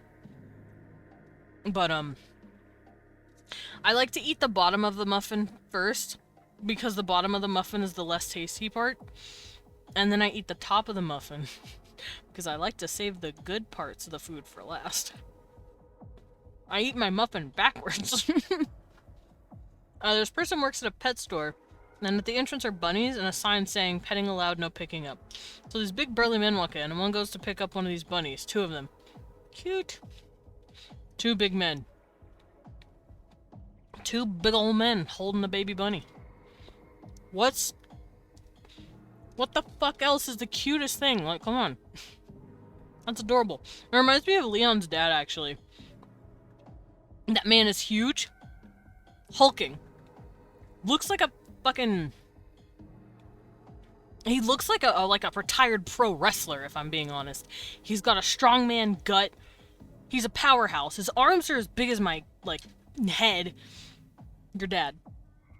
He has a dope-ass beard. He's shaved his head. He's got tattoos all over his arms. Yeah, I read it wrong, didn't I? Oh, that's cute. Petting allowed, no. Picking up. Oh, did they think like they couldn't pet them? They had to pick them up or something? That's adorable. But, yeah, no, his dad is this big, retired wrestler-looking motherfucker with tattoos everywhere, strongman gut, no hair, big-ass beard, looking like a biker. And then he carries this tiny-ass little 2-pound shit stain of a dog. She's cute. Girth Bear. Yeah, he's Girth Bear. He's Girth Bear's father. Girth Father Bear. And then he owns the tiniest little dog. She does not look real. She looks like a toy. She is, I believe, I always forget what the fuck she is. She's like a, I think they believe she's like a Papillon Maltese mix. That is what she is. She's so fucking little. She's so small. And seeing him carry her is the funniest shit. And it's cute. I love seeing me, a big-ass, burly-ass man, carrying a cute little baby. A little baby dog. It's cute. Listen, I know you got the one thing where you get words mixed up, but I believe in you. Aww, that's cute. I love me big-ass men being adorable. Thank you. Gentle giant, thank you. My hand is out. Thank you. Give me my gentle giants, please. Thanks. Once again, me. Refer to Lavage. I want him to be a big old gentle giant. Because that's kind of how he is right now in the campaign with his egg. He's just a giant 7-foot tall behemoth of a man and he just carries an egg. My fun. Alright, my muffin's almost done. I'm done snacking. I'm done with my, what is it called? My 2-hour in snack. And we're gonna write down some stuff here. So, appearance, species, your traits, and then your culture. Which has to do with what you can be named. Cecil, your hair. My son. It is in my glove. There we go. Hi, Loros. Welcome home. How was your trip? How was your drive? I'm glad to see you back. Okay, so name. Level is your stat. Don't worry about that. Occupation is kind of like stat. We have species up here. Background. That's right.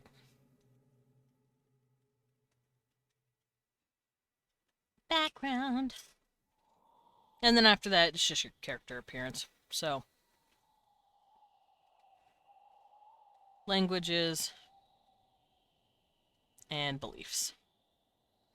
AKA, you know, religions. Good thing I'm not one of them. Huh? Hugs all the cuties. What? Radiant, are you saying you don't want to get hugged by Laurels? Damn. Radiant doesn't want to get hugged by Laurels.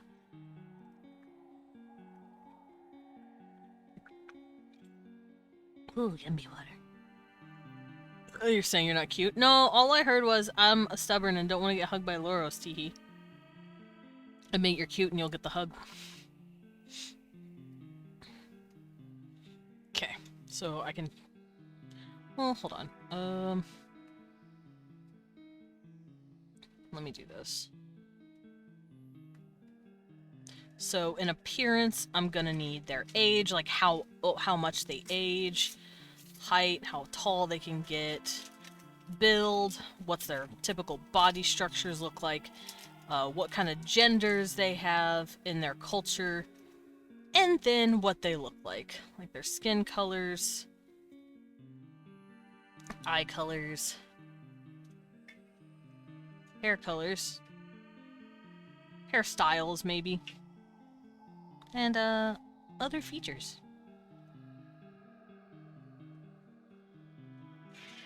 There we go. So this is all the information that I'm going to immediately need on my character sheets for my players. I can boop this up and turn it off for now, because we're going to start working on this with my Tauramians.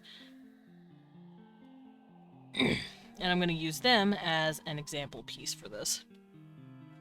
Radiant cutie confirmed. Cute. Also, Loros, there is a hug command now. You can hug people. What world are we building today? We're building a huge universe, and specifically, we're looking at stats that are immediately pertinent to playing a TTRPG for mechanics that I want to make. AKA, this is all the stuff that you immediately need to know to play the game.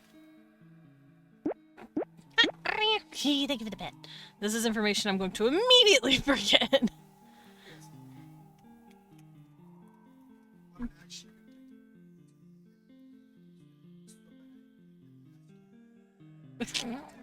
Okay, babe. Oh, who are we quoting? Oh, you're just being a bastard, man. Okay, Leon's being a bastard. Then I'll kick you in the butt. You know what a die is! You know how to roll it. Click the button. That's for you. Bat roar. Leon is teasing me in the background. Thank you for the pet. Ed, thank you for the throw. They menopause for 55 years, then rapidly degrade like a grape from there. What? No. No, bad. Oh, right. Since you were in ads, I will repeat this real quick for those of you who were stuck there for a minute. For my lore, for my character species lore stuff, I want there to be a bot that tells you what's happening. Hi, Suo. Thank you for the pet. I want it to be, she's called the Syrian Atlas Regional Assistant, aka Sarah. And, She's gonna be a shithead? She's going to talk, and by she, I guess I mean me. I'm going to be voicing this thing because I just love doing the silly fake Barbie voice because it's funny. But I want her to talk in a sassy, Barbie-esque voice, and she's going to say mean shit about the lore of different races. And I'm gonna have to come up with it, but this is something that I've wanted to do. I want it to really give off a Hitchhiker's Guide to the Galaxy sort of vibe with her, because it's gonna be funny. I want people to either love or hate Sarah. Like, it's gonna be great. And they're gonna be videos, like 2 to 3 minute little lore videos of each species in Space Eldrig. It's gonna be funny. I said what I said. A player character in menopause for 55 years, then rapidly degrades like a banana bundle left in the cupboard from there. I'm very scared for what this means, Loros. So, Sarah will actually be telling you all of this pertinent information. She's gonna let you know. It's also gonna be written down, obviously, but I want her to fuck with you, and it's gonna be funny. Desmond, hug you, thank you for the hug, Loros. Wow. And yes, I'm going to try and put on my Barbie voice. I don't know if any of you have heard my Barbie voice. Leon has. Babe, 1 out of 10. How great's my Barbie? A 0! No, just... Oh, okay. He gave me the, he gave me basically a thumbs up. That this one's good. Here, let's see if my Leap Motion will pick it up. He did this. He's like, fucking sick. I'm like, thanks, but I read it as a 0. Everyone's getting a hug. Cute. But yeah, I like making the Barbie voice. It's funny. And it's based off of a fucking Vine. Because there's this lady who does the Barbie voice. And it's really hilarious. Let me go find it. I have to find this now. Oops. What? You're not annoying me. It's a Vine, and it's fucking hilarious. Amazon finally finished the Neuralink. Now people can send zip bombs of data to troll people. I see. Here, is this it? This is the video. It's fucking hilarious. And, I'm gonna make you watch this with me. Here she is. Hi, I'm Barbie. Let's go for a ride. What the fuck kind of weather is this? What the fuck kind of weather is this? It makes me so happy. Also, if you hear crunching, Leon is crunching his cans. Oh my god, babe, that's so many! Why do you have so many cans? Oh, careful. Careful with your shoulder, hun. I don't want you throwing that out. Also, let's not send people zip bombs of data to troll people. Apparently Amazon did something called an...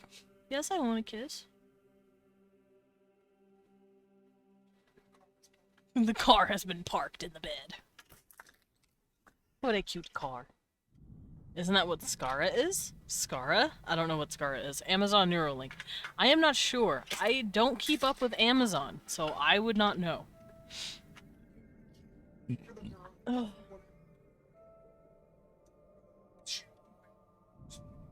Oh, that? Is that what that is? Leon can crushing ASMR. Yeah. POV, you're sitting next to Leon and he's crushing his Diet Coke cans that he's let accumulate over the week. Crunch. Every 3 seconds you just hear a new crunch. Wasn't it Musk's thing, the Neuralink? I have, like I said, I don't know. My hands are up with this one. I have no clue. I cannot help you. Alrighty.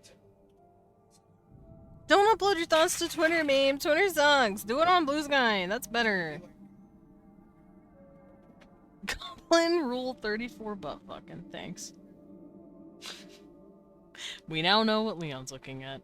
Musk copied Sal. Oh no. That's the neural link? Oh no. Muskrat, why? Also, babe, do you want this? I realized I have popcorn. Ah! You stole my chips. Oh, that's right, you were- Leon found Toontown, by the way. Leon found a new Toontown. Or Sugar Skull, I guess, technically gave him the new Toontown. And he went, ooh! And he's been playing it ever since. Help him. I have lost my husband. He has been losed. Oh, speed! I need to know speed! Fuck, hold on. I need to go back to my character sheet. So, strength, reflex, vitality, all that shit. None of this stuff matters right now. Defense, speed, health, focus.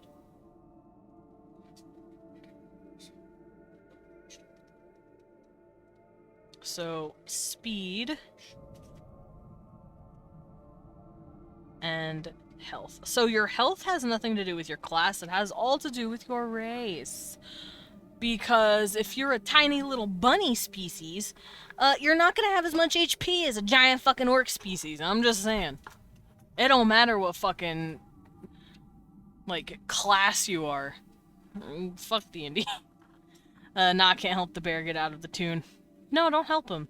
He doesn't need help. I'm just saying he's in it, and I miss him. Yeah, it's pretty... nerve gear does not mean Neuralink, though. Leon said, I mean, they both suck, so... Fair, babe. Fair. So, yeah, you get your speed and you get your health. For your species. That's right.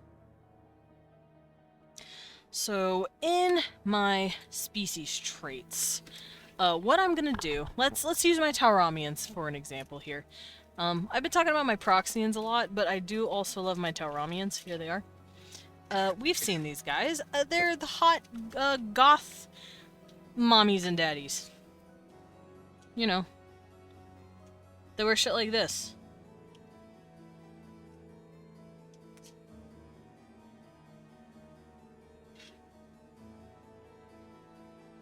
Hold on, I'm looking for something.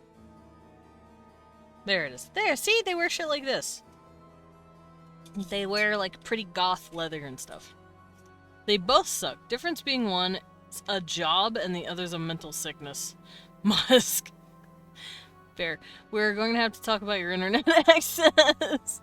Oh no, Radiant. Help them. Alright, so I'm going to bring this over here, and we can look at them and figure out their racials.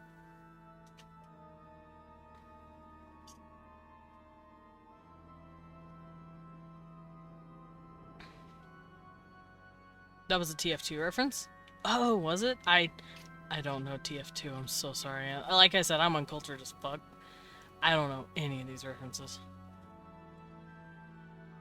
Alrighty, so what I'm gonna do for these guys, let's look at this beautiful man for a second, is go over a brief history on who they are, what they do, where their planet is.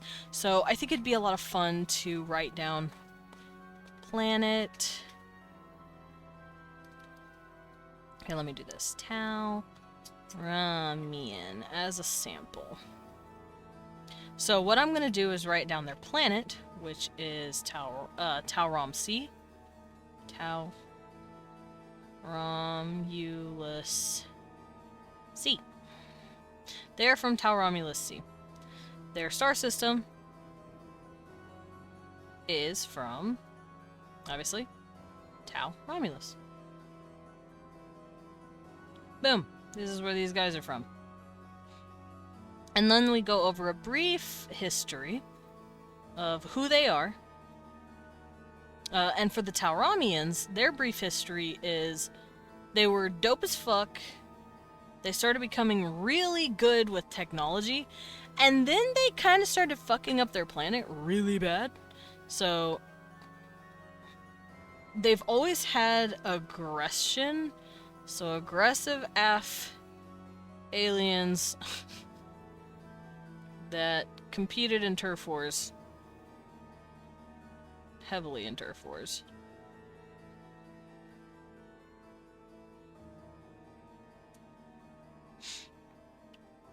They're very clan-oriented because of that. And they weren't really good at, like, cooperation for a while.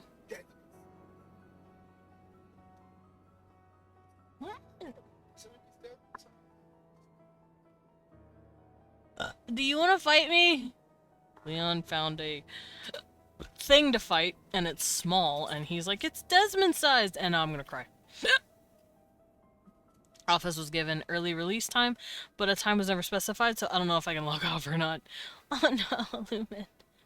As for what I was talking about, the Barbie voice AI you were talking about, I thought the players would just have some corporate shit in them that let them hear it. No, no, no. You either get a computer that has her on it, if you've got, like, a rinky-dink ship, but if you're on a ship that actually, like, hasn't been invested in a little bit, you get, like, a little robot lady, and she's gonna look like this. She's gonna look like your standard, like, 50s, like, 1950s, 1960s,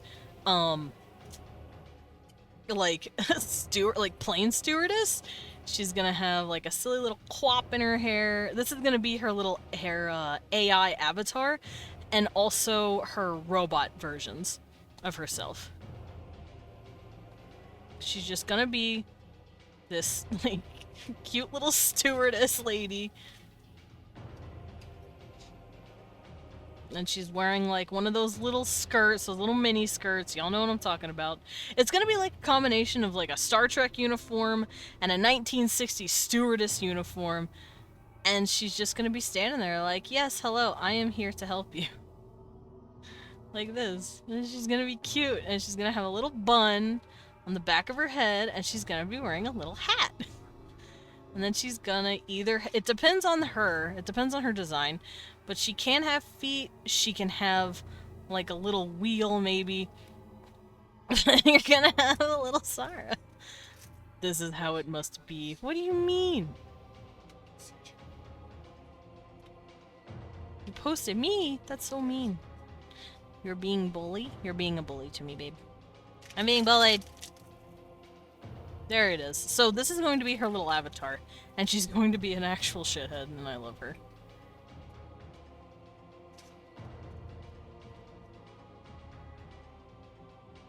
And it depends on the ship, but you can have, like, different Saras that look different depending on which ship you're on. You can have one with blonde hair and blue eyes. You can have one with dark hair and dark eyes. You know, just custom made, kind of like quite literally a Barbie. She is just given different skin tones, different hair and eye colors, and she's just kind of thrown on a ship with a cute little stewardess uniform. And they're like, there you go, there's Sarah. And she's an AI program that you either upload to this android or uploaded to the ship itself. Or both. And she's your data. She's your regional assistant. She helps with what you're doing. She's the middleman. She's literally your manager that goes between you, the working class, and the big boy Amazon or not budget Amazon, I guess thinly veiled evil corporation that you're working for.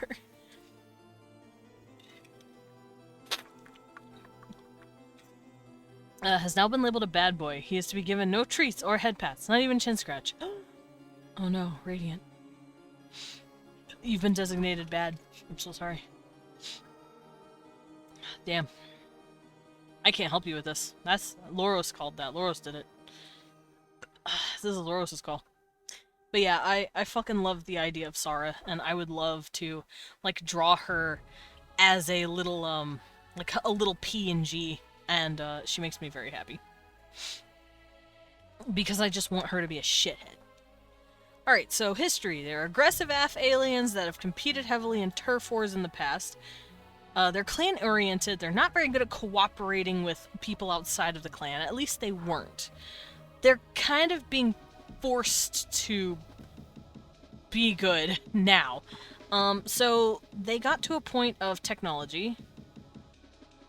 They got to their technological era.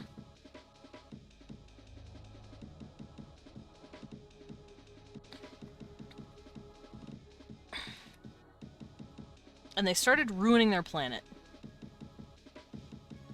because of starting to make weapons of war, and they just started fucking each other up in new ways, and it started, as a consequence, fucking up their ecosystems.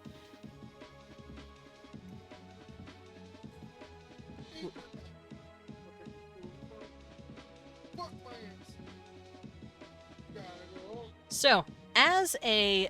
I love you too, babe. You're being very cute. Leon's over there playing Toontown. Don't mind him. Hear me out. Sapient alien species, but male and female have parts opposite to what we commonly know or think of. Did you mean seahorses? Wait, are we talking like... Okay, so hear me out. Males technically just mean insemination. In the most biological, basic-ass terms, males are the ones that inseminate, females are the ones that produce gametes. That's why male seahorses get pregnant.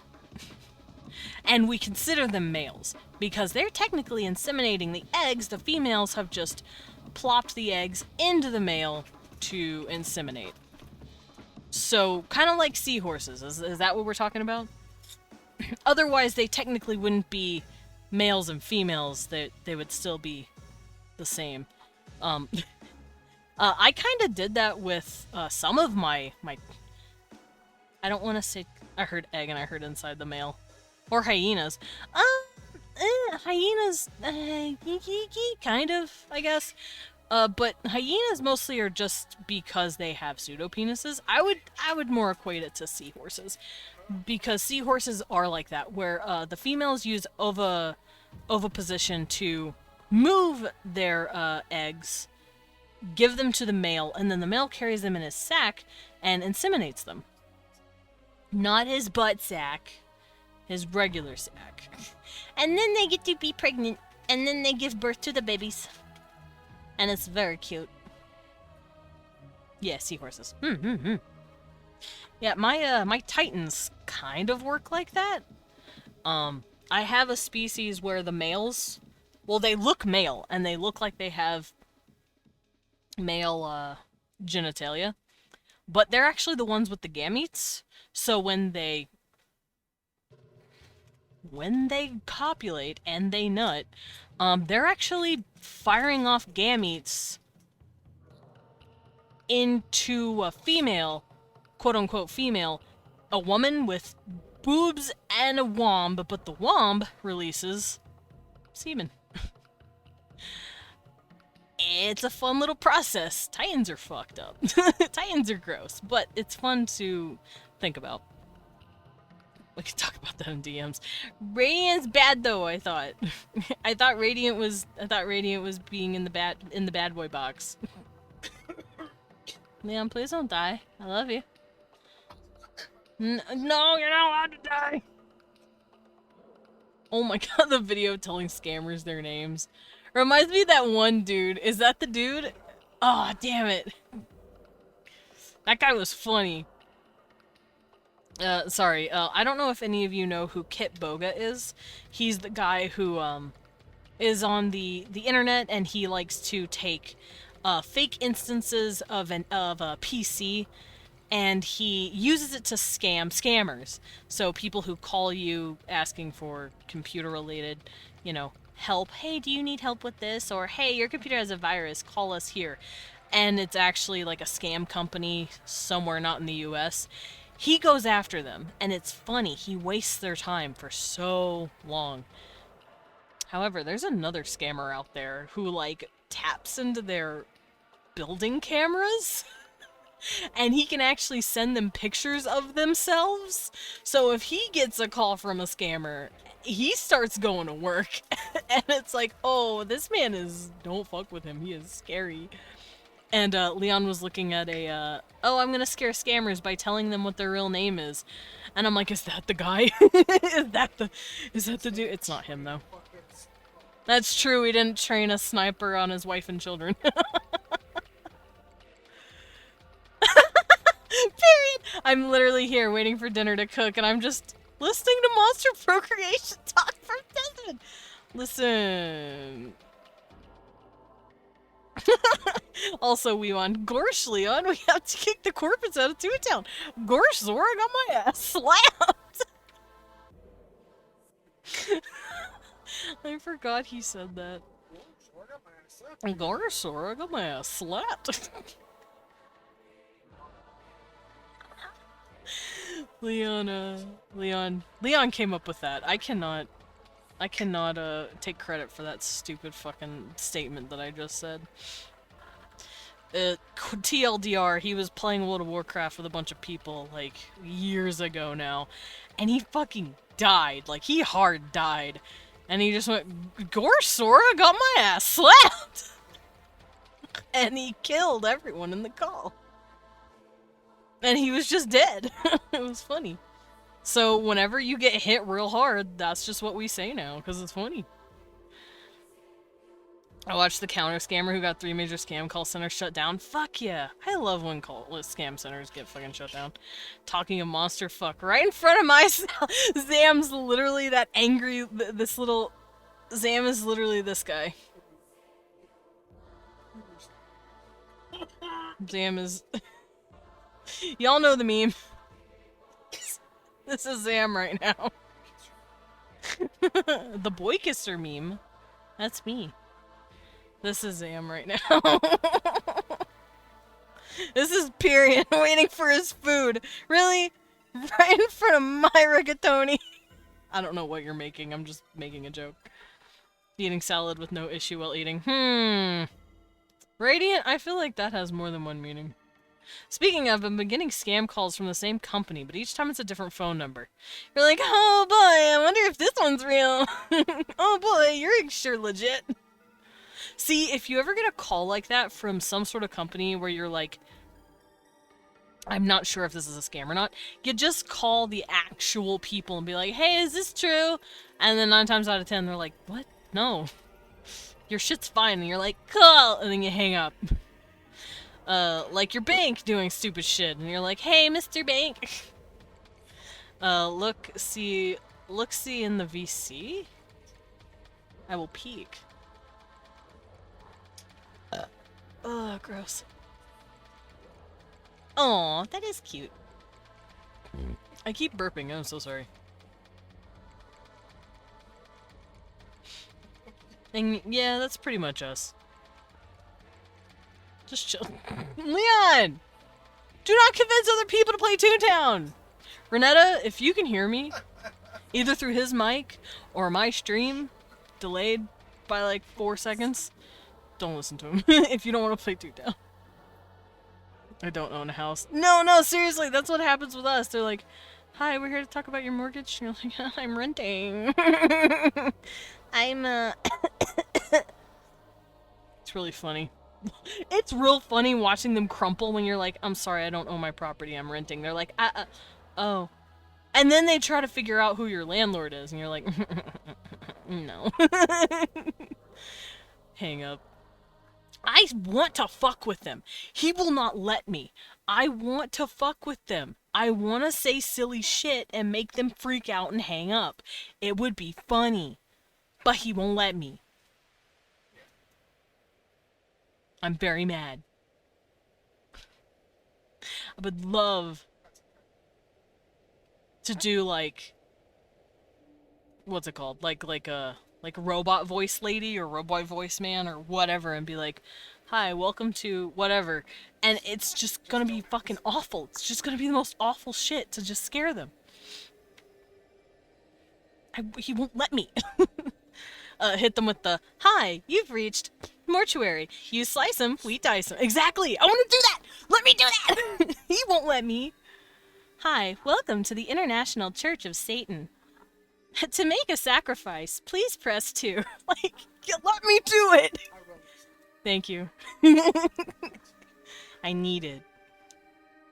Also, that will be my Barbie voice, my Sarah voice, my robot voice, kind of.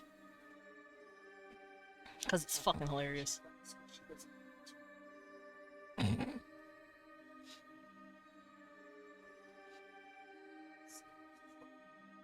Alrighty. Back to what we were doing. My brain had to reset itself for a second. Tauramians. They are from Tauromulus Sea, which is why they're called Tauramians. Granted, humans love not naming shit consistently. So it's either named after the place they're from or from how we describe them. Now you need a voice modulator and turn into the Orange Man and say, "We're going to build a big wall, a beautiful wall around your company. It'll be glorious, and we're gonna make you pay for it."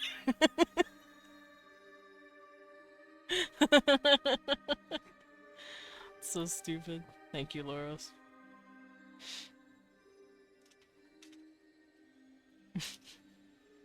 I wanna fuck with collect callers so bad.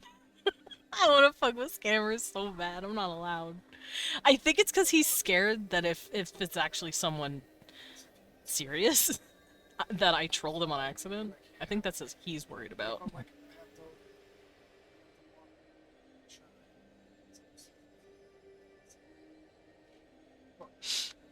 Alright, so, yeah, they're aggressive as fuck, clan-oriented, they can't really cooperate very well with each other in the past. Do it anyway. I probably should. Got their technological era, they started fucking up their planet as a result. To mend their planet, they introduced an electric pathogen into the air.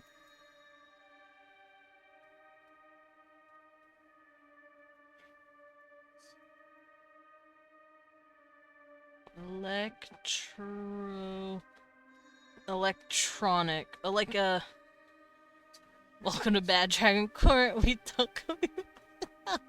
Radiant now. To mend their planet, they send out an electro signal, like pathogen, that basically messes with your brainwaves.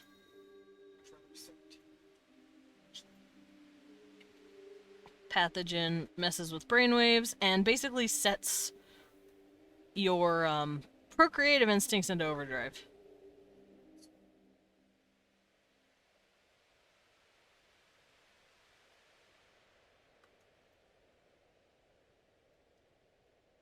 Just look out for the shrink ray. Ah, I'm dodging it. Hold on.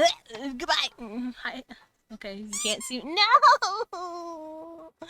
I tried to jump out of the way. Ugh. And it didn't work. Oh my god, I almost family death guy posed! Yeah! I would love to play a game where every time someone throws me, we count how many times it looks like the family death guy pose. Because that would be fucking hilarious. Yeah, baby mode. Little boy mode, little baby man. It's me, baby boy, baby. But yeah, that shit would be fucking hilarious. Also, welcome in, Lilin. I care you a lot. Detroit become baby. There we go. But, yeah, so this pathogen sets your procreative instincts into overdrive.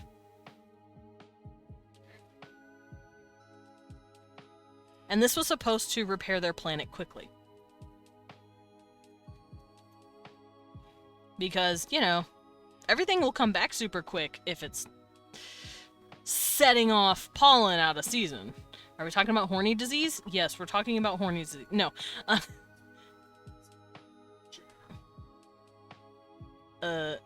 You know why I said it? Hey-yo.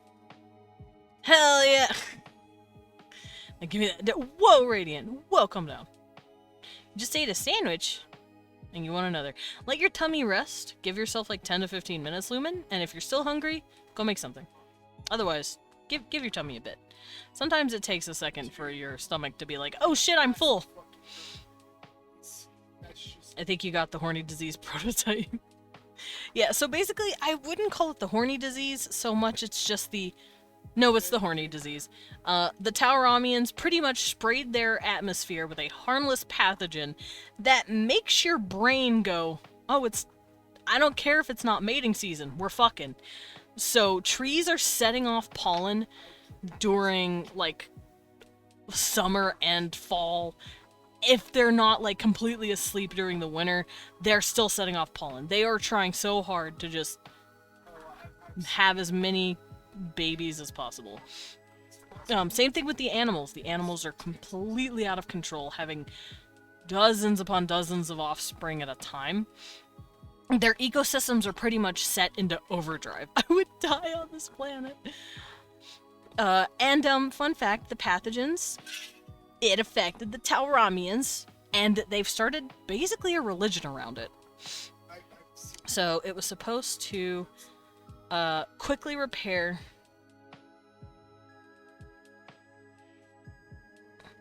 their ecosystems. They're basically trying to get their ecosystems back into working order. And they were planning on turning it off. They were going to eventually clear the pathogen, counter it with some other pathogen that they created. But they didn't get to. They nuked themselves to the Stone Age before they could.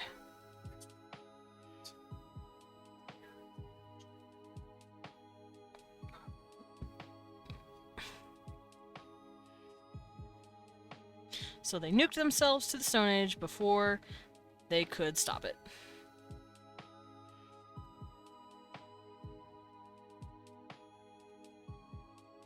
Before they could push the no more horny button, they got nuked.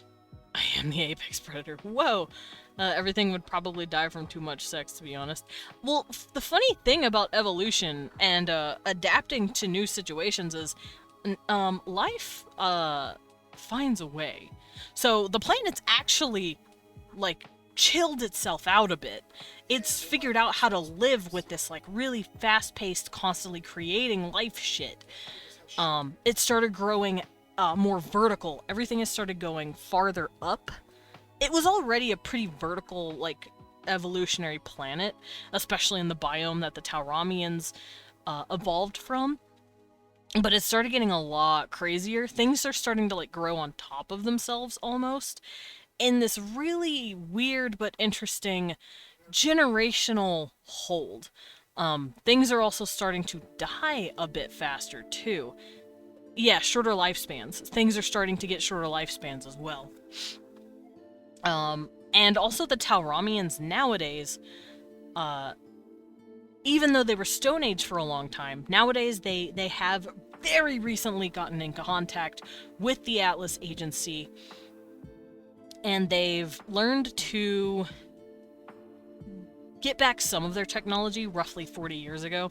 It wasn't very long ago, but they're starting to allocate themselves to the universe, and they do have this pathogen just ingrained in their brains for now, because they've been having to deal with this shit for about 600 years or so. And the planet, like I said, it's learned to adjust. Things have started to learn to become more aggressive and hunt more, but eat less. And it's kind of... yeah, things have shorter lifespans because more things are being born faster. But things have also started to slow down very slightly. Fertility rates have dropped, for instance, because of the growing population issues. Stuff's actually started to lose fertility a bit. So if you're from this planet, you do have a lower fertility rate, but you're also mating out of season. So there's this counterbalance to make sure, oh shit, maybe things shouldn't be completely overtaking this area. It was chaos for the first couple of 100 years, but it's learned to mellow out. Couldn't there be some that started growing a resistance to it, like a very mutation-heavy species, especially mutating a resistance to it? Very possibly. Horny aliens let loose in the universe, something Mass Effect. Well, they're not horny for just anyone. The pathogen doesn't, at least for them, it's to keep the Tauramians from being fucking nuts, because the pathogen, it's not necessarily alive, but it has an algorithmic pattern to it that has adapted to make sure you don't just have kids with anything and everything. It started to become selective. It started to make sure you don't end up killing your partner, basically. So, because the Tauramians, they're still pretty aggressive, but this pathogen, they call it the pulse, has started to make their brain chemistry go, it's a demisexual plague, got it. Kind of, sort of. They can still find something sexually attractive and want to fuck it. But the pulse makes everything a lot crazier with this one specific, or two, depends just on the person, but usually just one individual, at least for the Tauramians, to keep them from killing each other. Because, like I said, Tauramians are aggressive as fuck. And the pathogen, the pulse, kind of understands their brainwaves as well. So it will seek out a thing that they will be able to pulse for or find attractive that has a personality that meshes well with theirs. They think it's some sort of like spooky mystic soulmate bullshit. It's just the pathogen going, y'all are killing each other for fun. We have to figure out how you're not gonna kill each other for fun. So, dang, so no Minotaurs with 3x3 femboys, no. So that's what the pathogen is doing. It's trying to make sure the Tauramians don't kill themselves to extinction. Meanwhile, the ecosystem is starting to figure itself out too. Like I said, life finds a way, and everything will evolve properly to be able to deal with all this bullshit that's happening. So things will start to become less fertile, things will start to become more selective with their breeding process, like, what's it called? Like, kind of like how birds need a very specific kind of male. They'll just start doing stuff over time to not completely populate out the planet. Otherwise, you'll have a new situation on your hands where the ecosystem just starts collapsing in on itself because there's too much at once. Oh wow, that's a loud bit of music. But yeah, so, like I said, life finds a way. They're figuring it out. There we go. I turned off that song. That shit was loud. So yeah, they nuked themselves into the Stone Age before they could turn off the horny button. That was 600 years ago. The pathogen pretty much spread throughout their entire planet, at least in this region, for the most part. Bears and bats are for some reason a popular pairing on this planet, to the point there is no semi-chimeras with bear bodies and bat wings proportionate to them. Okay, but hear me out. A cool bear-bat hybrid would look dope as fuck. Life, finds a way. Exactly, see. Well, you get it. But yeah, it's a semi-demisexual plague. It's a mate for life plague. For the Tauramians, not for everything. Mostly because, yeah, they can find other shit attractive and want to bang them, but normally they romanticize this pulse thing because it's just that intense on them. Fun fact, you can actually catch the pathogen if you fuck one, and they're feeling it for you. Beats and bars, yeah. Is it possible for the pulse to hop the species barrier? Yes. There's two ways to do it. You either stay on, oh, there's my answer! Yeah. You can either stay on the planet for a couple of weeks, breathing in that pathogen. By the way, yes, the planet is habitable for most species. Pondering if it'll anti-rady me. Anti-rady you? What do you mean? Like anti-horny you? No, it'll just make you especially horny for just the one person you feel this really, really crazy intense, like, pulse for.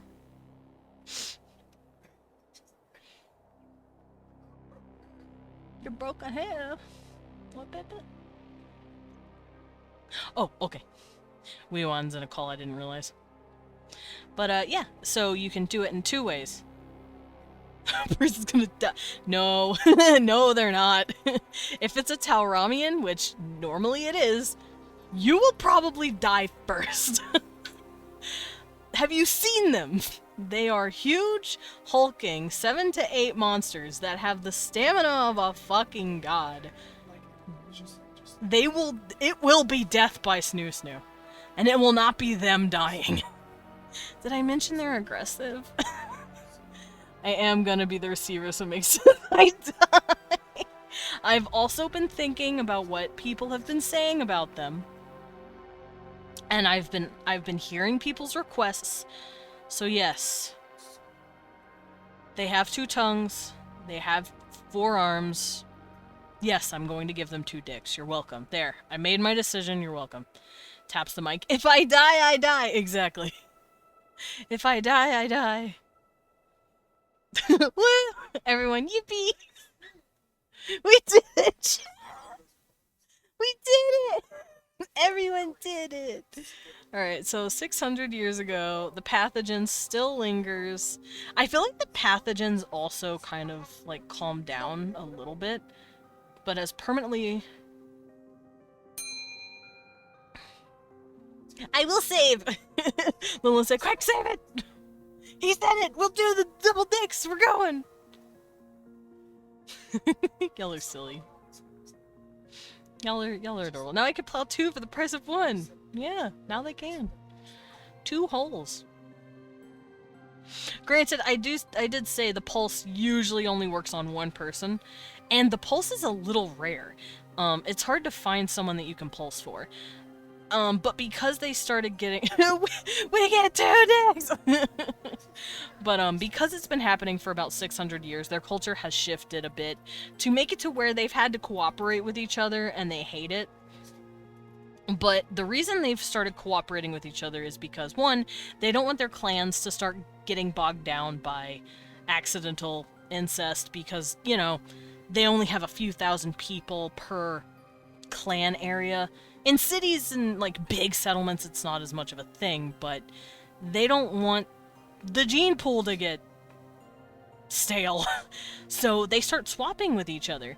They will actually send out big groups of males and females to, you know, of about mating age. They hit their early 20s and they're like, alright, go, get out of here. Then they'll trade. They'll trade with clans. Be like, hey, do you want to hang out with these guys for a while? And see if anyone pulses for anybody. So it's actually very rare to pulse for someone in your own clan, because there's a chance that they might be... Gotta chlorinate the gene pool. Kinda, yeah. Really though, how many chimeras would show up from this? Oh. Depends. Depends on who they pulse for. And yes, they can pulse for non-Tauramian people, even if that person does not have the pulse itself. Because the pathogen in their brain is going, hey, they would be the most agreeable for you. Here you go. So they're feeling it, and then the person next to them doesn't, and they're like, why are you staring at me like you want to fucking eat me? It's like, don't worry, they want to eat you in a good way. And that's where this picture comes from. Where is it? That's where this boy comes in. That's why I drew this. He is pulsing. He pulsed, he did not, because he's human, and he hasn't quite breathed it all in yet. Just like, ah, fuck. No, you're not gonna pulse for something that doesn't have equal sentient brain with you. It, like I said, the pathogen is a little more algorithmic than that. It knows on a... Not like in an us kind of knowledge, it just kind of can pick up on things and makes the most logical decision based on getting along with each other. And yeah, sometimes you'll... Oops. Throws a titan boa into the planet's ecosystem. What does this mean? Also, do you mean chimeras like different animals boning each other? That's not how the pulse works. The pulse will not make birds start trying to hump a giraffe. I mean, sure, sometimes that'll happen, maybe, because the bird got confused. Like, that's just how nature happens sometimes. But for the most part, they're not gonna, like... They're not gonna accidentally create a chimera out of that. Because that's not how genetics work. You could end up with something a little different, like some certain subsets of species start turning up because some creatures got a little adventurous, but it would be... They would still need to be in the same gene area. Can we get to Frank to narrate how the pulse do? This is how the pulse do. Bro, if I could write as a Frank skit for the pulse, I'd be on that shit so fast. One of them pulsing for me. Wow, this guy's looking at us like he wants to He must have the pulse. Spoiler, I do not have the pulse. Oh yeah, you just confused as a Tauramian. Wow, this dude's really staring at me. I'm not feeling anything though. This is weird. Radiant. No, I'm just like that.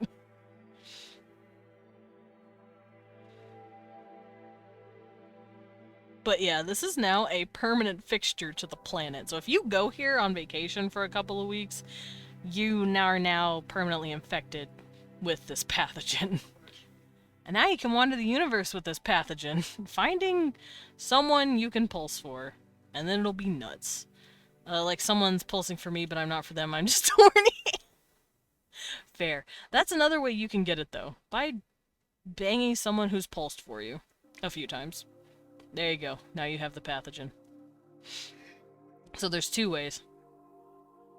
Go there, or have a fun time with the person that's gunning for you. Eh. So yeah, 600 years ago, the pathogen... Oh, I should probably say later. Pathogen still lingers, it's permanent, it affects everything, including them.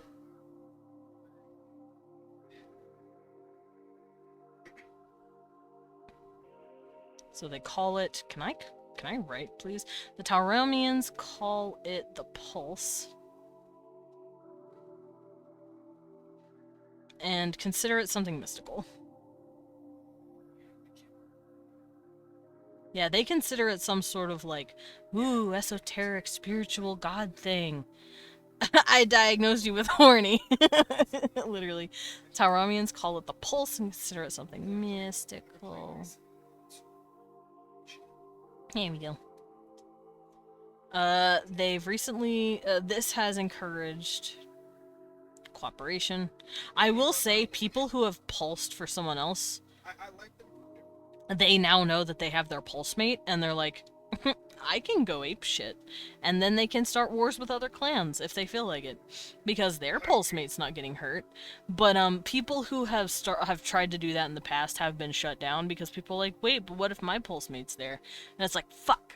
So it kind of keeps them in check from killing each other a little bit, because they think it's some big mystical force that's telling them, your soulmate's out there somewhere. If you go to war with this clan, you might kill them on accident, teehee. And it's like, well, shit, I don't want to do that. So it's kind of keeping their aggression kind of at bay. It still won't stop them completely. They'll keep fighting each other once in a while, but it's turned into more of a competitive hunting thing.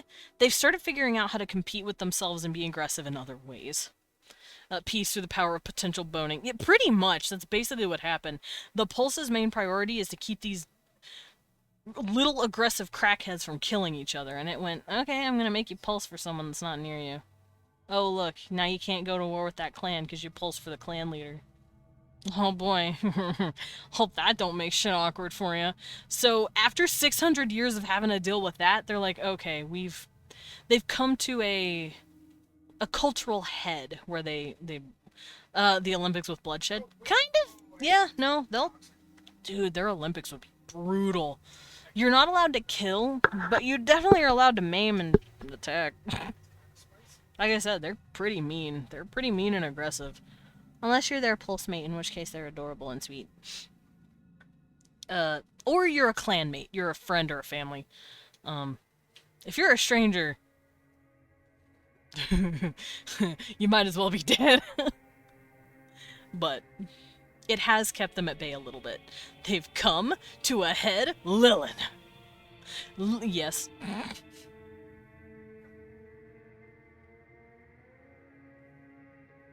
So this has encouraged competition and aggression to be utilized in a different way.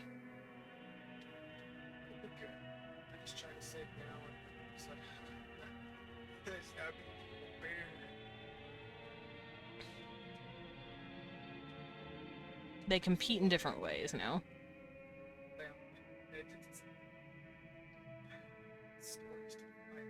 They also do trophy hunting. There's actually groups of hunters from different clans that will actually fuck with each other, steal each other's trophies, steal each other's kills, and then they'll start wearing... I talked about this before, but they'll actually wear these, like, little, rattlers, kind of, on their heads. Where's my boy? Let's get the one with the mask. They'll actually wear these little rattlers on their heads, to kind of show that they're able to be quiet even with these little clickers on their heads. And they're like, tee-hee, look how cool I am. And it's basically just a showman. It's like flexing. You're just flexing at each other now. So, yeah. They compete through trophy hunting, wrestling, other, like, extreme sports. And when I say sports, I don't mean, like, football. I mean, like, oh, hey, we have clubs and we're gonna bludgeon each other. Like, but it's the only way they can really get the aggression out. If they just go up against clans, but not in a murder war way that they used to. It won't stop some people from doing it anyway. And they can very easily just kill another clan's member. Like someone from like another clan, but it's not nearly as bad as it used to be, basically. So about, I'm gonna say 50 years ago, they got made contact with by the Atlas Agency.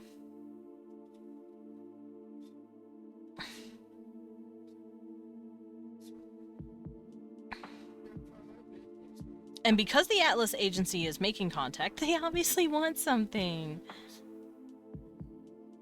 They want their old technology. And because the Syrians are running the Atlas Agency, we'll learn about those in a minute, because I'll be talking about all of my aliens. I'm just using my Tauramians to show what I'm going to be, like, adding as information in my video.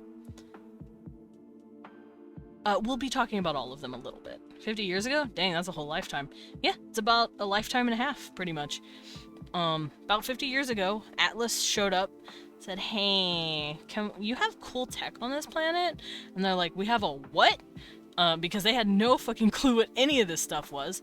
And then the Tauramians got real fucking smart real quick and went, they want the cool, like, cylinder shit and weird circular buildings that we have over there that we don't know what they do. Why are they trying to get all that shit that we consider ancient temples? Because nowadays, I don't know what the fuck it is.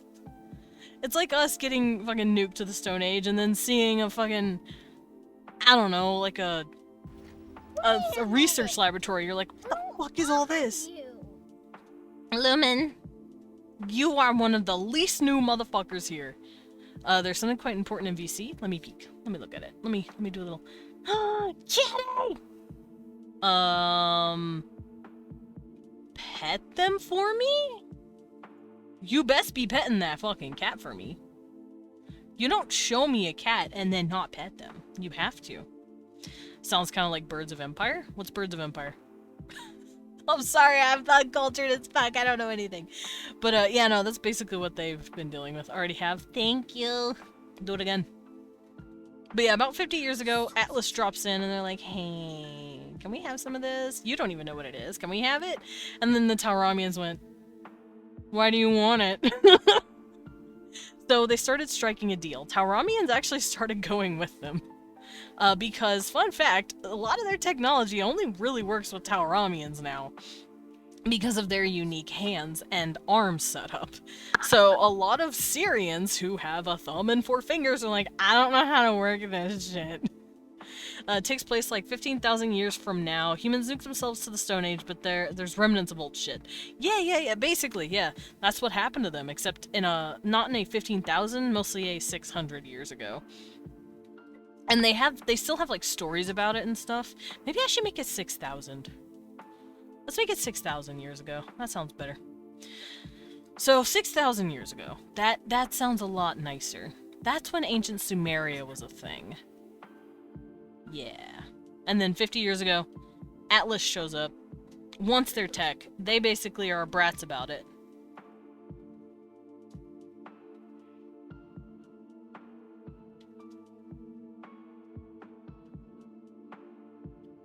So basically now, the way these guys are working is that Tauramians now work exclusively for the Atlas Agency, And their culture is now being integrated into this technological era again. But because it's not their own technology, it's Syrian technology, they're going about it a different way. Brats? Good thing I'm a brat tamer. Hey.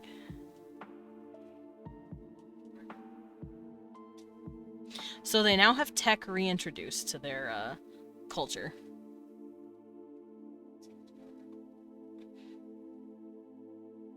But because they are now so thoroughly and culturally changed, they're going about this technology differently. So this would be a cute little couple of history paragraphs that I could write out and then read as Sarah.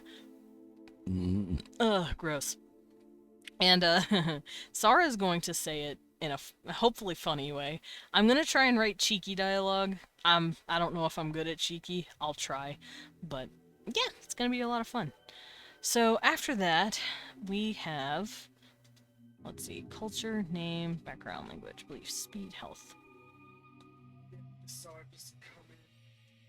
I'll go over their species. Let's see, their name goes to their culture, their background goes to their culture. Oh, wait. I'm gonna do this.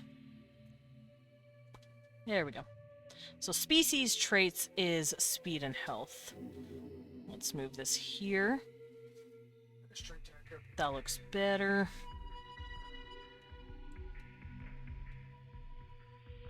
And then this also has to do with your appearance and just your traits. There we go. And depending on your cultures, for them it has to do with their clans, depending on what... Sarah just being as sarcastic as shit. Yeah, I want her to be a little shit. It's gonna be funny. You mean a slorpy slorp? Alright, so that's what I'm gonna do with my Tauramians. Or all of my aliens, but this is the... this is the sample piece, I guess. Go over their planet, their star system, quick history, and then you get your stats for your character sheet. So basically, this is your primer. Hey, how do you feel about this? Is this the kind of race you'd want to play? And then you get told how to fill out your sheet. Basically.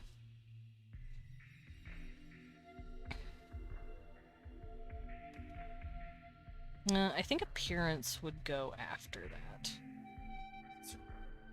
Damn. Leon said you lizard fuck. There we go. I'm so ready to talk Sarah. She would be hilarious. Goo. Well, let's keep it like this. This looks better. Nah, still want squid baby. Nice. Wait, you want to have a squid baby or make a squid baby character? Both? We once said both. I know, I'm scared.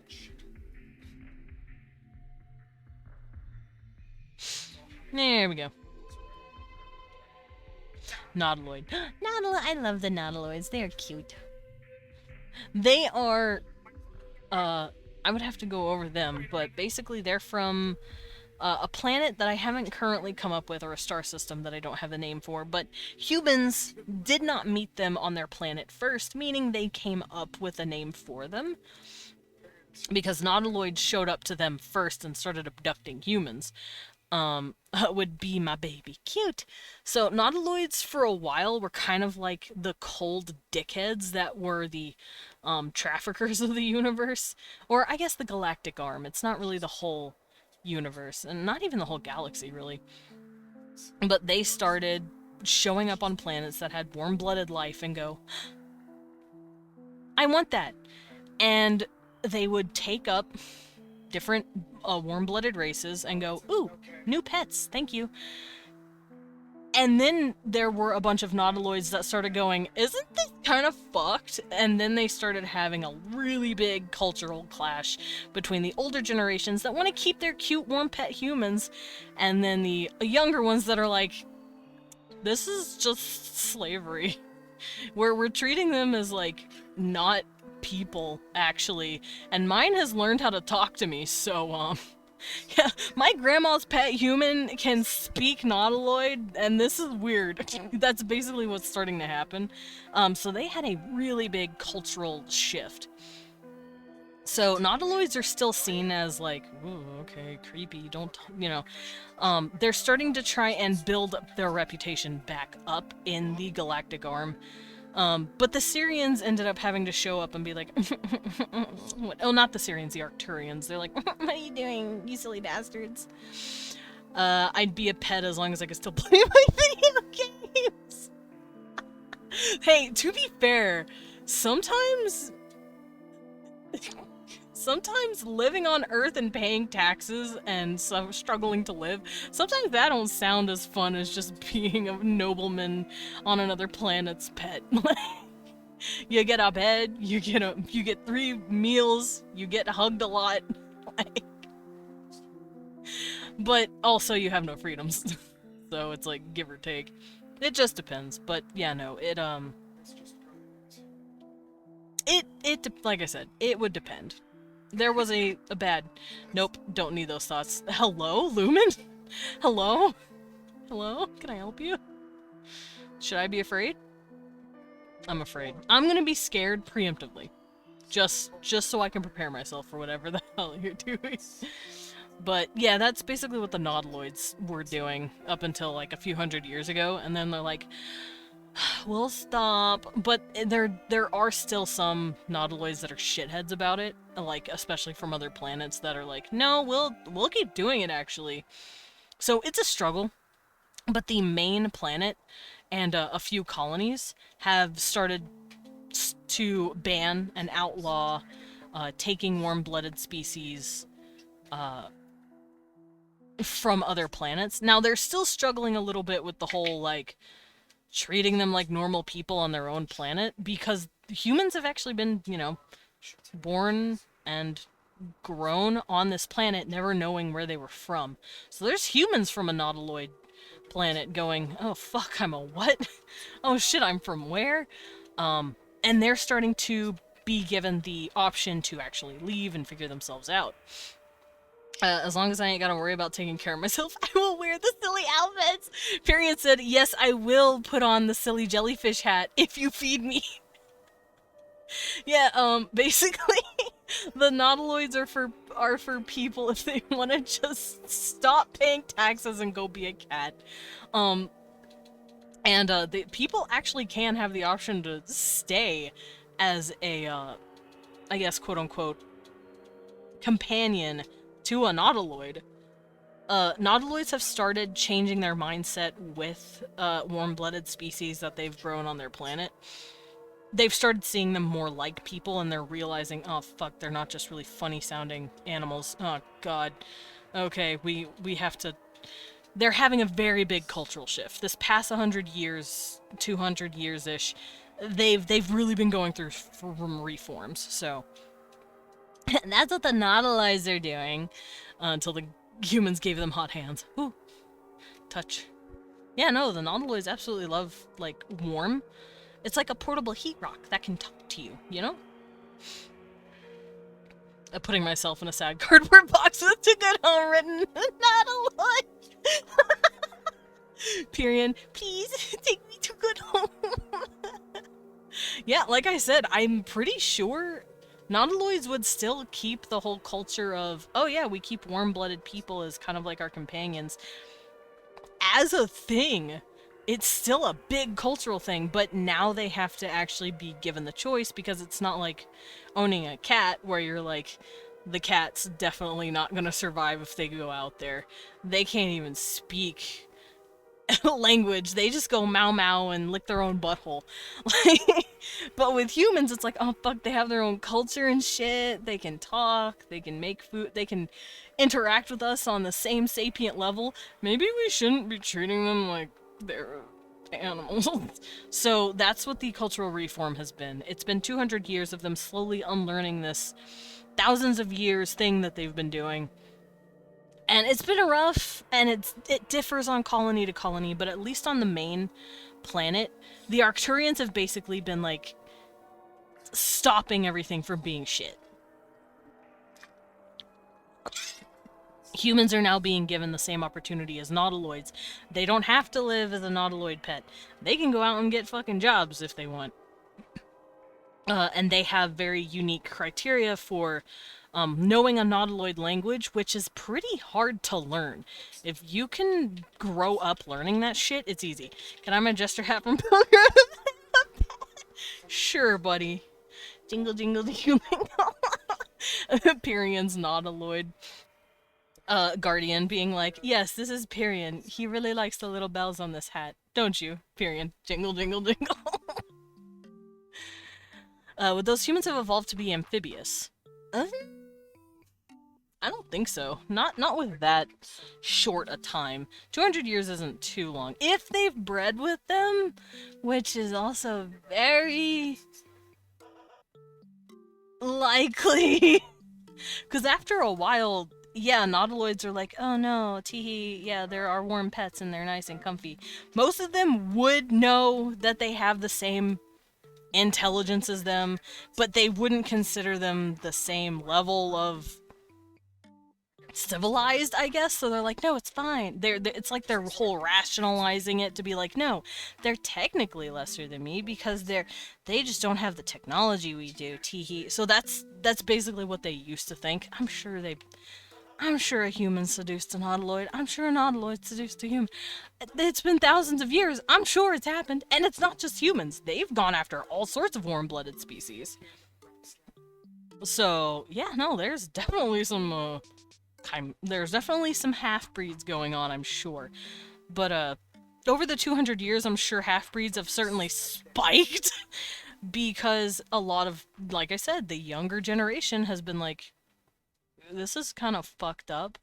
I've been talking to this human dude for like the past 10 years. He's actually really fucking cool and a person. Also, we're in love and we're getting married. What do you mean we can't get married? And then there's a whole cultural bullshit happen. And nowadays humans are not quite second-class citizens. They're getting up there. They're starting to get a lot of the same rights as nautiloids on the main planet at least. Like I said, colonies vary. You can't keep all of them locked in, you know? But for the most part, yeah, no, there's just humans living with nautiloids and other warm-blooded species, so that is a custom background people can actually choose. If you choose species human, and then you come down here and say, my background is I'm from a nautiloid household, there you go. You get nautiloid privileges. And I'm sure, since all of you are very curious, I am sure that there are humans and nautiloids that consent to a pet guardian, like, relationship. So I'm sure there's been humans who are just like, I really don't fucking feel like actually working. I don't want to do anything in this fucking colony, actually. My ancestors had it great. I'm sick of working myself. Granted, nautiloids don't really have anything too crazy to do nowadays. Most of their farming is automatic. Most of their weather is, like, controlled to make perfect climates for the perfect seasons. Like, nautiloids are very highly technological nowadays. That's why they are actually very squishy.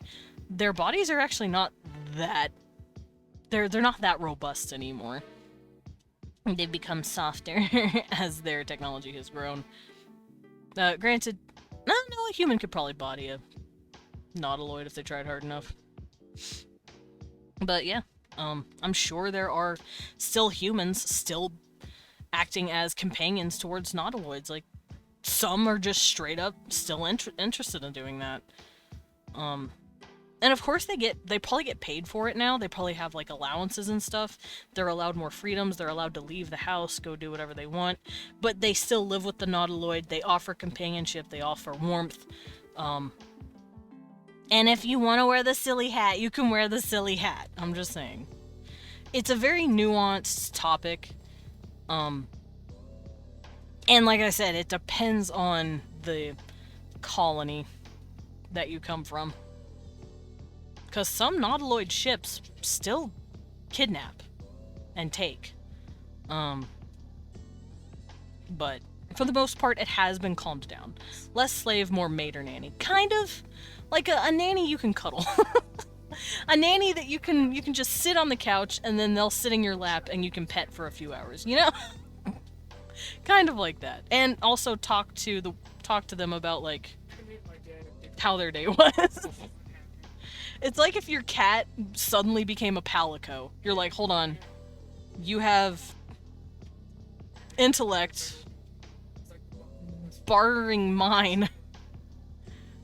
And we can talk to each other. I don't know how I feel about this, but I still want to pet you. Is that weird? It's kind of like that.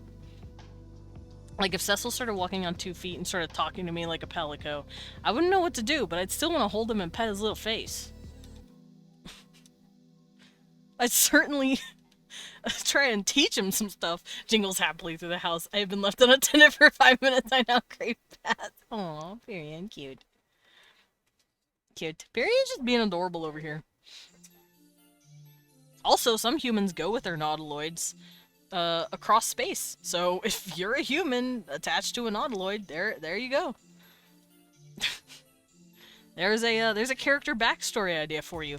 A human consenting companion to a nautiloid guardian who has been tasked with going somewhere on the Atlas Agency.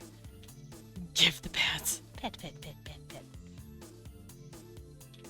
Yeah, they'll hug you and pet you and nuzzle your little forehead. They'll treat you like you treat your cats. They're like, this is my baby. This is my fur child.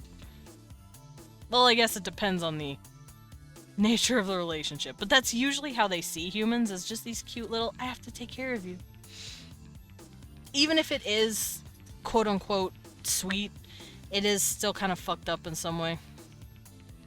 So, don't let the nautiloids being cute get in the way of the fact that, yeah, it's kind of fucked up doing that with someone who is an actual person that doesn't want it. If the person does want it, they got no laws against that. They are fine with it. It's legal. But if you're forcing a person to be your companion as a nautiloid, you're in trouble. And that's the difference. That's the laws they've started setting in place. Because they do still have a very big culture based around that.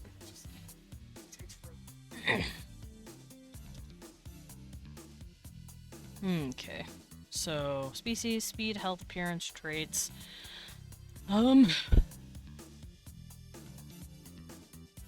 Name would have to do with language. It is time. I can leave. Faster men, get home safe. Okay, so I'm gonna start writing out my different species, and then we can start figuring shit out. So, up there's a sample feast for the Tauramians. You're already home. Oh, wait, where are you going? Now I'm confused, hold on. Now I'm just stupid. You said I can leave. I'm very confused now as to what that means. I was working from home. Oh, okay. I see. I need to go shopping for tomorrow. I see. I'm didn't have all of the context. Also, y'all need to know this because I'm very excited to reveal. I'm going to be adding my fucking ogres to Space Eldrig. Thank you for the pet, Lumen. Lumen said, there you go, you freaking idiot. There you go, you silly little dingus. I'm going to be adding my ogres. They're going to be space Vikings. They're gonna be basically the Klingons of my planet. My dark space fantasy. They may be assholes, and it just depends on the faction. But some of them are dicks, some of them aren't. Some you'll have hang out with you, some you won't. I'm adding them in. I have to. Because I love them. I'm also adding in my Drovens, these beautiful babies. They have never had super big technological advancements, but they have been fucked with a lot by species that kind of want their bioluminescent juices in their heads. So they've actually started cannibalizing technology that's crashed on their planets. They've also been displaced in a lot of different areas. This one makes me feel something. Oh, what does it make you feel? This is the Tauramian cousin. The Tauramian's adorable mushroom living in cousin. They live in huge mushrooms, by the way. They're very good at living on crab's water, I see. But yeah, Drovens are adorable and I love them. They're good babies. But they're also, they've been subjected to alien like experimentation and collection in the past. Once again, the Arcturians had to drop in and be like, what you doing? The Arcturians are basically like the police force of the Galactic Arm, and I will go over all of that in a bit. I should actually look up where all of these places are from, so I'm not stupid. Arcturus, where are you located in our solar system? Not our solar system, in our galaxy.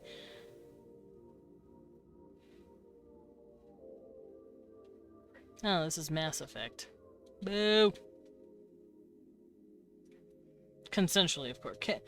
Can I collect one of them consensually? Sure. You can convince one. Also, since I know people are gonna ask, yes, I've drawn their dicks. This was actually... I'm a dick drawer! Leon's yelling at me. He said, you're a dick drawer! You're right, babe. I'm such a penis drawer. But yeah, no, these are the ones that have, this going on. They can open their little feelers and flashbang your ass, Yaku style, and run away. Because they're used to living on a planet with huge fucking flora. They come from a huge mega planet, and they're actually very small compared to the planet. But they're actually very big to everyone else. They're from a mega Earth. Also, I have shared their genitalia in the VC chat for those of you in the Discord, so you're allowed to see that. I swear I'm normal. Are you? I love them though. I equate them to snakes. They're like ostrich snakes. And the reason I say ostrich snake is because they have ostrich legs. Because they are evolved to run through very quickly. They can't swim for shit though. I will let you know. They can't swim. Do not make them. They can climb very well. They can climb trees very well. They can't swim. They also have these cute little ears. Little babies. I love my Drovens. I made these guys before I ever made anything else. Before I'd even started streaming and before I'd started my World Building Wednesdays, these guys were the things that I made. And I love them. I'm really gonna have to grab Medic later. So that I can figure out where all these planets are from. Because it's in a galactic arm. Me too. Sweats nervously. Understood, understood. I need to figure out where the Arcturus is located real quick. Because that's where the Arcturians are from. And Arcturians are not a playable race yet, but they are the pompous but calm-energied, like, blue aliens that are like, we're here to just stop bullshit from occurring. That's what they are. And they look funny. They're also bald. All of them. All of them are bald. You cannot stop them from being bald. I could draw them, but it's easier to just say, yeah, blue human, bald, done. Head probably kind of big. Bald, bald, bald, bald. Oh, hey, I found, I'm on Pinterest and I found an Arcturian. There you go. It's like my internet's hearing me. I'm scared. An alien? Or a... what? I'm hearing wee one. Or they look like this.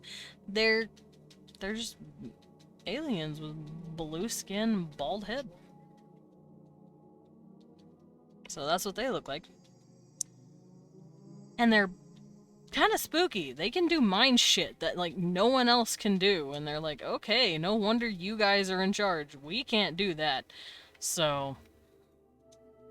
that's typically why the Arcturians can just get away with anything and everything.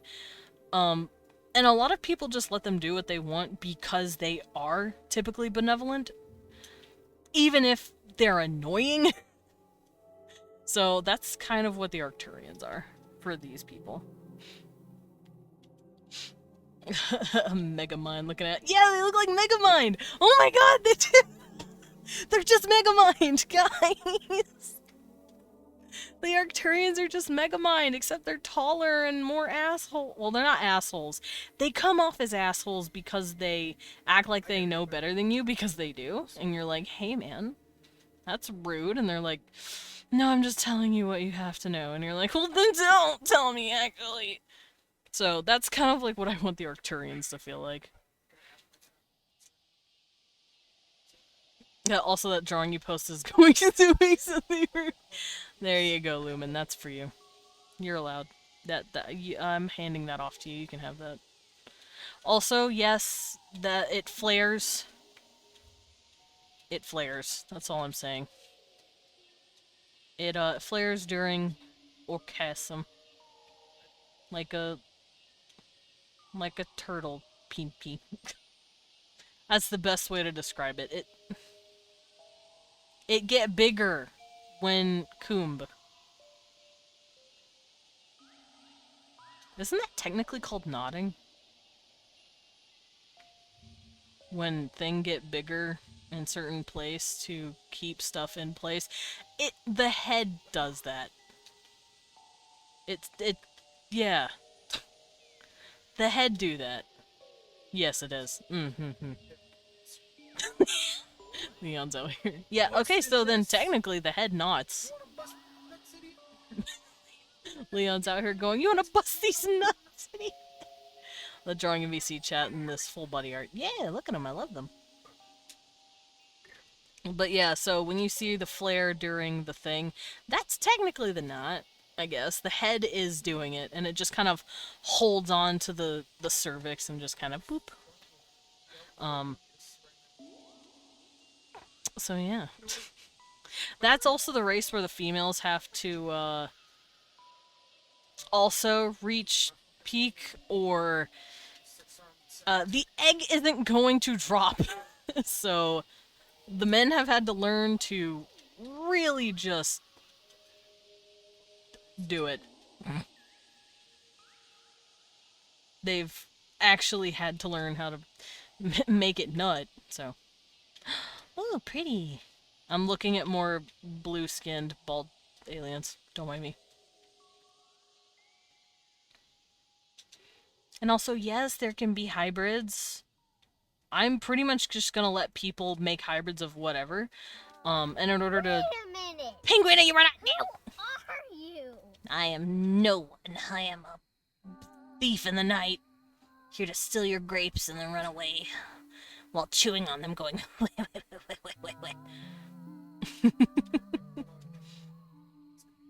But, yeah. There's hybrids. So the way I'm going to do the hybrid system is you're going to get probably 2 to 3 species traits. And what you're going to do is go to the 2 species that you are from and pick up to 2 traits from them. And then pick a negative trait. Because you're going to technically have a negative trait depending on what you are. Did I just come back to egg sex talk? Not quite. Wow, I really do talk about alien sex a lot, don't I? Anyway, basically you're gonna take 2 traits from either both parents, like 1 from each, or 2 from one of them, and base your hybrid lineage on that. And then you can sort of pick and choose what you look like. Like, for instance, let's say you are a Proxian... Ow. Here, let me do this. You're a Proxian human hybrid. You going to choose 2 traits from the human and the Proxian. I know the Proxian, one of the traits is going to be echolocation, aka you have no eyes, but you can see in complete darkness with echolocation, and you can see things that are invisible. But you cannot see color, and you can't see out past a certain field. So if you're out If you're in a spaceship, for instance, you can't see outside windows for obvious reasons, but you can see the windows themselves, but you can't see space. And you can't pick up planets, like let's say the window wasn't there and you were scanning out outer space. You can't see it because it's echolocation, and that's way too fucking far to reach. But you also get... It's kind of like a pros and cons stat, basically. And then you'll get, let's say, prehensile tail. Fuck it. You have a prehensile tail that lets you carry things a certain way and, perform duties with an extra appendage. Thank you for the drink, medic.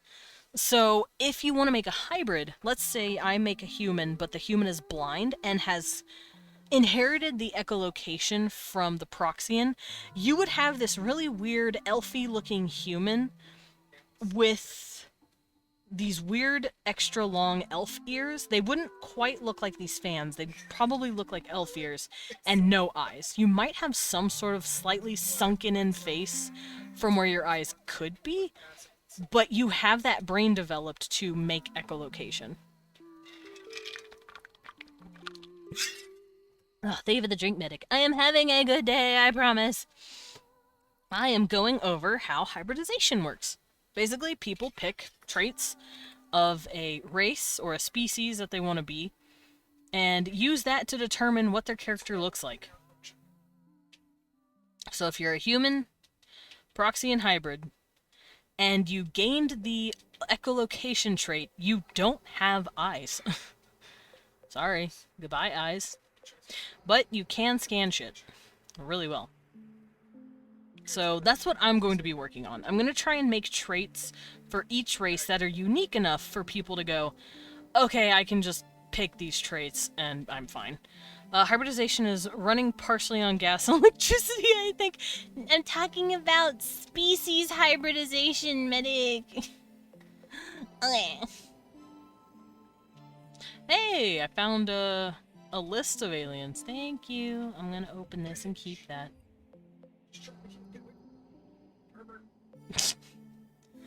You're teasing me, medic. I'm gonna cry. Alrighty, so that's how I'm gonna do it for those guys. Ugh. And the aliens themselves that I'm gonna be working with, obviously, we're gonna have our humans. Humans are the very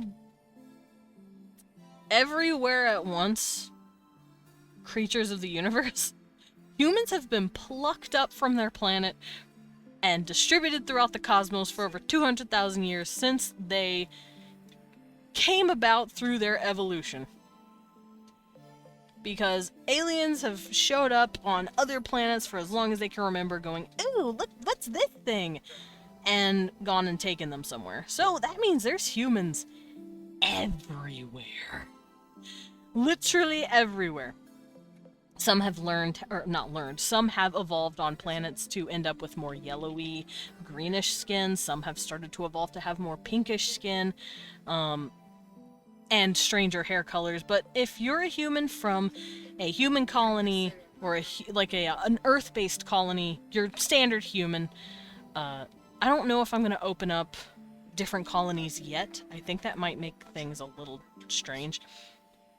But I'll think about it. I'll go over it. But yeah, humans. And then we've got our aliens out there. Now, I've already mentioned my Drovens. Let's start with the Proxians, since they're already here. Oh, I know what I'm going to do. I'm going to make a list of creatures that line up with certain traits, I think. So, humanoid, aka creatures that are hairless in body, pair of ears, single pair of arms, single pair of legs, no tail. You know, humanoid in appearance. Could probably pass as a human if they tried hard enough. Boom, humanoid. So we've got humans, obviously, and then we have the Syrians. Syrians are just elves. They are my elves, but converted into space. Their skin can go a little more blue or pink, but they are, or purple. They don't really lean towards yellows. Kind of like how humans go from red to yellow. These guys probably go from a more pinkish to a bluish. And they're also called space elves or moon elves, stuff like that. But their official name is Assyrian. And they're little haughty, little pompous babies. Because they have a lineage tracing back to Arcturian lineage, and they think they're all that because of it. They're not. Let me actually look for a Syrian example. I'm just on Pinterest, like, grabbing shit. No. The thing is with, okay, for those of you who don't know how, UFO, conspiracy, all that, you know, like, alien theory, stuff like that, how it works, they like making fucking Assyrians and Arcturians look the fucking same, and it's annoying. So whenever I look up Assyrian, I'm like, oh look, a blue person with bald. Oh, cool. That's just a fucking Arcturian. And they're like, no, it's Syrians. I'm like, shut up! It's an Arcturian, leave me alone. But yeah, Syrians are basically just slightly taller, thinner, pink to blue, human-looking, like, elf people. And, yeah, they have pointy ears. They have hair, typically. Their priesthood probably shaves their head, but for the most part, they do have hair. It's usually like a pretty blonde, but can drift into darker browns and to blacks. I'm trying to find a good sample of this. Also, when I say blue and pink, I don't mean like hard blues. Like, this is made by someone named Vashta. She does a lot of cool alien art. Something like this, but his skin would be a little more powder blue. It's not super saturated.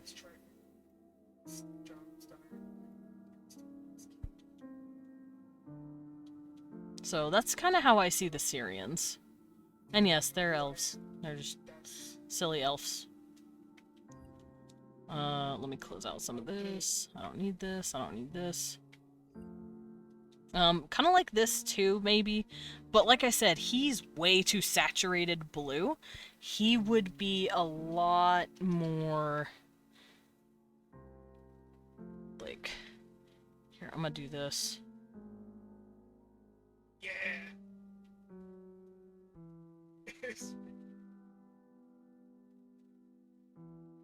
I really need to. I'm having massive headache. Let's see. I should probably. Saturation. There we go.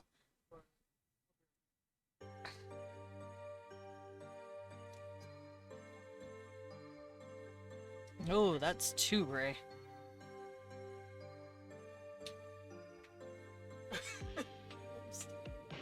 Anyway, I need to go eat. My brain is on fire. I'll see you guys later.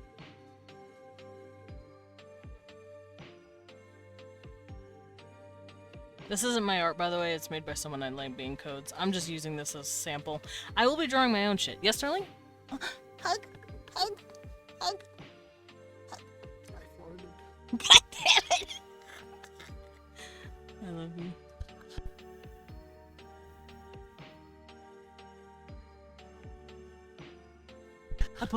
But yeah, something like that maybe. So it's like this is super saturated. This is a lot less saturated. They're very powdery, very desaturated blues and pinks and purples, obviously. So I hope that explains. Ooh, this is a really good one. Oh man, it's fucking AI again. Pieces of shit. There you go. Even though it's AI, I guess, this is a pretty good sample, I guess, of the skin colors. Or maybe this. Like I said, I'm on Pinterest. It's rife with stupid AI shit. And it makes me very upset. But this is actually a very good example of... they have all 4 of their fingers. There we go. Boo, get it out of here. Boo. But yeah, that's what they look like. So, Syrians. We got my space elves, basically. What else? Let's go down here and make mammals as well. Mammalids. There's also lizards. Let's see, there's mammals. Because there are animal-like creatures. There's, like, giant lion men. So, mammal. What's after mammal? Lizard? Bird. Avian? Eh, fuck it, I'm putting that in the mammal category. Birds are not mammals at all, but they're not quite lizards either. They're their own like category in between. But there's only one bird, so I'm only putting them in the... I guess I could say animal. Animal-like. And then we have lizard, which is still an animal, but like there's a lot of lizards, so they need their own category. I'm gonna bring them up here, actually.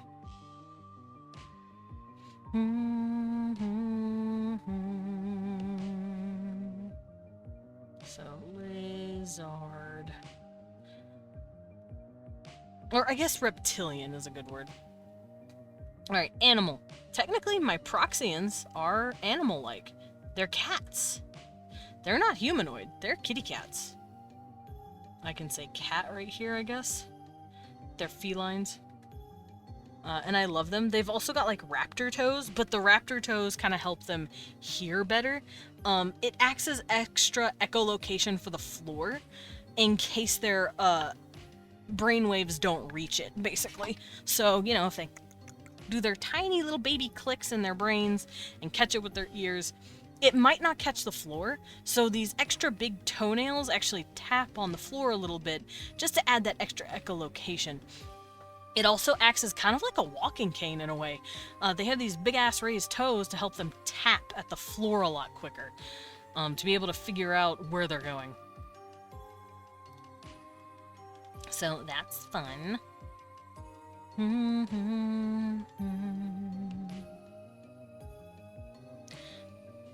Desmond! Hi, Loros! What's up? What do you want from me? Okay, so... I know my Drovens are lizards, technically. They're snake-like. They have snaky skin. I wouldn't say they're cold-blooded. Did you see the Hightail Halloween post? The one with the skeleton? I did. It's not really anything too crazy, so I'm just waiting.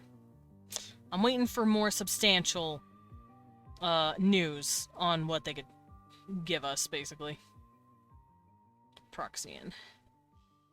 Cat. Alright, Lizar. So, my Drovens, they're like these snaky things. Like I said, they have very smooth scales. And then we have their cousins, the Tauramians. And they are both based off of more dinosaur-like traits. Like, for instance, the Tauramians have the... what is it called? Like the, Triceratops? Is that what they're called? Those Triceratops, like, head thingies that, like, they can use to protect their head crest, basically. Meanwhile, I just straight up admitted these guys are basically just my budget Tsitsi-Yaku aliens that you can fuck. So they have the dinosaur flash bullshit going on. So these guys, definitely dinosaurs, based off. Also, as you can see, the Drovens have tails, birdish like feet, 4 pairs of arms, and 4 digits, 1 thumb, 3 fingers. The Tauramians are very much the same. They have 4 digits, or 2 thumbs, 2 fingers, and bird-like feet and tail. Their bird-like feet looks more like a parrot rather than a rather than an ostrich like these dudes. So that's how you can kind of see that they're like distant cousins. They are distantly related. They're not on the same planet. Like I said, Drovens have been snatched up and distributed throughout the cosmos for hundreds of thousands of years. But they do share a lineage of DNA. And then of course I got my ogres. I don't consider them animals. They don't have like animal faces. Kind of like how the Proxians have more cat-like noses, cat tails, these guys are clearly a lot more humanoid looking. So I would put them over here. Now they're not being called ogres here. They're called Barovians.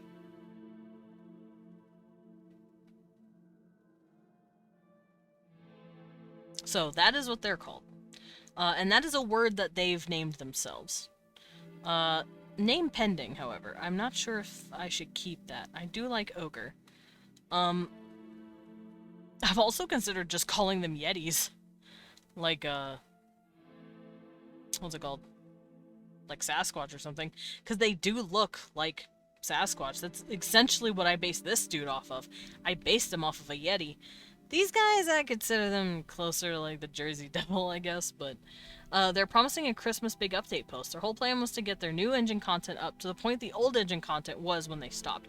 Yeah, I knew about that. They switched their old engine to a new engine, and they've basically just been adding in code, and now they're at the process where they can add 3D assets. They have been able to add a good amount of their 3D assets, and a lot of their stuff just needs to be textured, really. So they're getting in on it. It was confirmed that they're like days from when they usually go on break for the holidays. That means the big post is coming any day now. That's really dope. I'm pretty excited for it. I'm actually pretty ready for it. Oh, I found another Syrian looking motherfucker. I'm gonna open that. Now, I do plan on drawing all of these characters, all of these races, because I want them to be on my website, on my, and in my videos, for when the, for when Sarah explains what they all are. It's gonna be funny. Frog, ogre, orc-sided, frog, oh, frost, I think you meant. I'm trying to figure out what I want to call them. I could call them the Orcrin. I like Orcrin, actually. Let's call them Orcrins. Syrians are elves. The Orcrin are my ogres.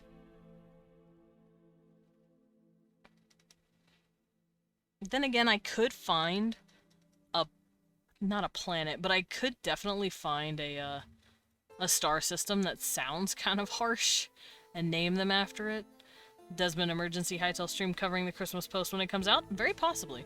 Depends. Depends on how much there is and depends on if it's good. Also, or it depends on if it comes out near me. I zoned out and was speaking to a frog. We'll be getting hit by ads in just a second, so get prepared for that.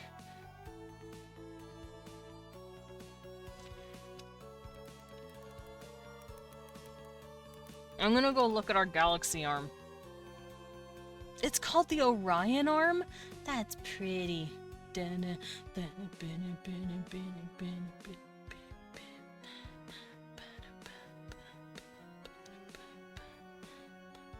We're in the Orion arm. That's cute.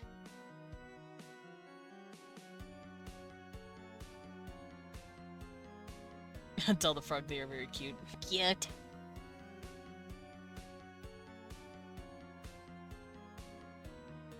That's really cool.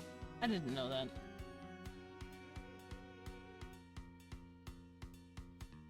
Ryan arm with the Milky Way with features marked. Yeah, let me look at that.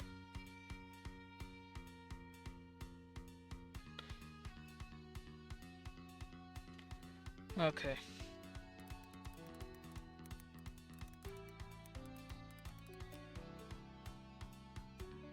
Orion's Cygnus arm is a minor spiral arm within the Milky Way galaxy, spanning 3,500 light years in width and extending roughly 20,000 light years in length. Galactic structure encompasses the solar system, including Earth. Yes, I knew that, but like, what star clusters are in here? Thanks. I would like to know my star systems that are here. Medic! Are you there? Mebink. I need help. And I know you like space.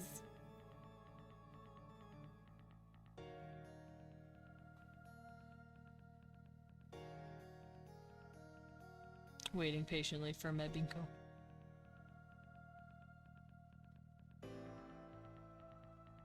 Planets of the Orion Arm. Ooh. Because I'd like it to be the Galactic Arm, the Orion Arm that we are mainly exploring here. Maybe in that zone. It's really cool that it's called the Orion Arm. Then again, it wouldn't matter too much as long as we're in that, like, area, I guess.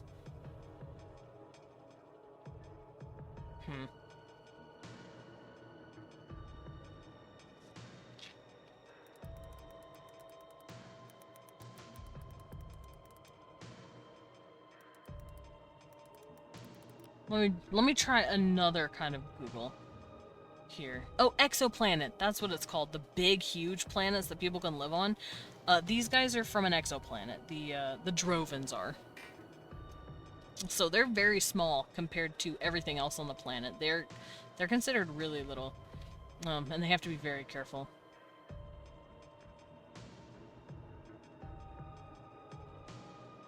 Okay, so let me grab up Proxima.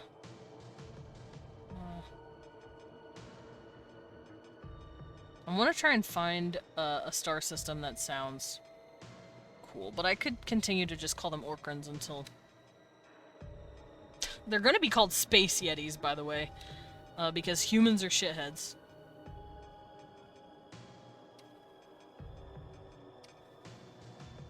Did you know the skeletons may potentially be classified as a new faction called the Undead? I have seen that.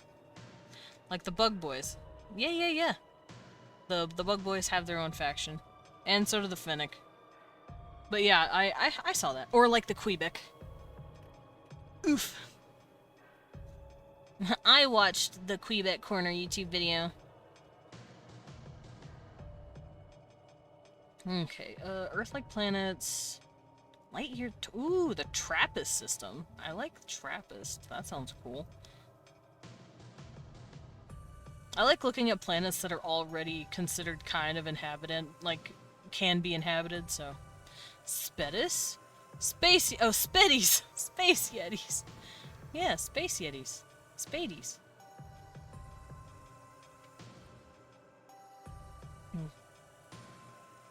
TRAPPIST... That's really cool that there's planets out there that are actually pretty close to us that are like, yeah, we could live there. It's like, that's crazy. And it's only 40 light years away. Granted, there are species out there that have learned how to skip the light year process. It's called opening wormholes. But yes, they have learned how to... Sporks! Space orcs, pretty much. But there are certain species out there that have a technology that our brains cannot comprehend and can get them anywhere that they want. So, we have to be careful. So, yeah, I'm adding in my ogres. I have to. I wrote down my Proxians. I'm not going to add these guys. These are like folklore creatures. Hi, Tsundere! I love your name. Thank you. Welcome in. And then I've got, oh yeah, my Kolbesh. So humanoid, animal, lizard, and then we've got insectoid. That's right. And that includes my Kolbesh. The Kolbesh are beautiful little termites, and I love them. They have been being fucked with by humans for a minute, but the humans have actually been stopped for a while, because, once again, Arcturians, they like to pull shit in. So the Kolbesh have also been getting their technology back. Hi, Leland. He's angry me. Or he's just... Oh, Cecil peeped at you. Does he smell like shrimp or something? Leon... Tax me every fucking time. Leon came in with food and now Cecil is begging. Did you say phantom tax me? Phantom? The fuck is a phantom? I don't want to know. Oh. Hawkturians. No, not Hawkturians. They're... What is a Hawkturian? That sounds That actually sounds like a creature. And I'm scary. I know Turians are a thing. Oh, I see what you did. Okay. Please be careful. Don't burn yourself. Alrighty. I can't show the next one because I know Medic's here, but I'm gonna call them the Arachne. No, it's because they're spooters. But we also have spiders that crawl around being cute. Cat got into begging mode. He really fucking did.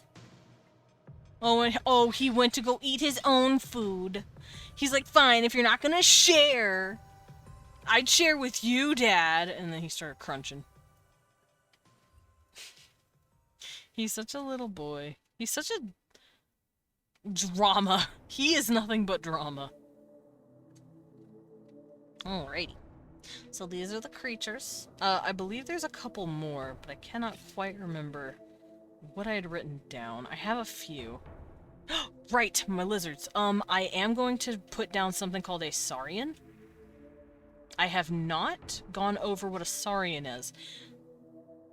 But these are a type of alien that have been talked about in ufology. Whatever, it's not important. What's important is what I'm gonna do with them for my campaign.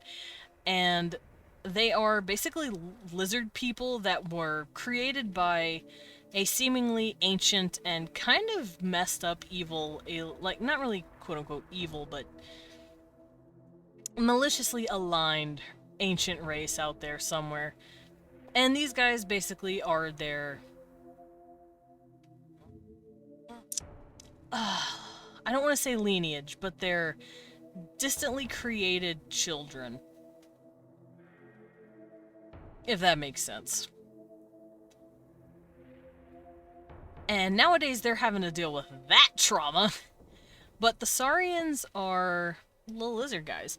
Not so much dragon looking, and more like Argonian looking. So there are quote-unquote dragons in this campaign. I'm gonna have multiple lizards. There's so many lizards. Some of them are not playable though. Not all of these species are going to be playable at first. So there's saurians. Some of these names are going to sound the same, and it's going to be annoying at first.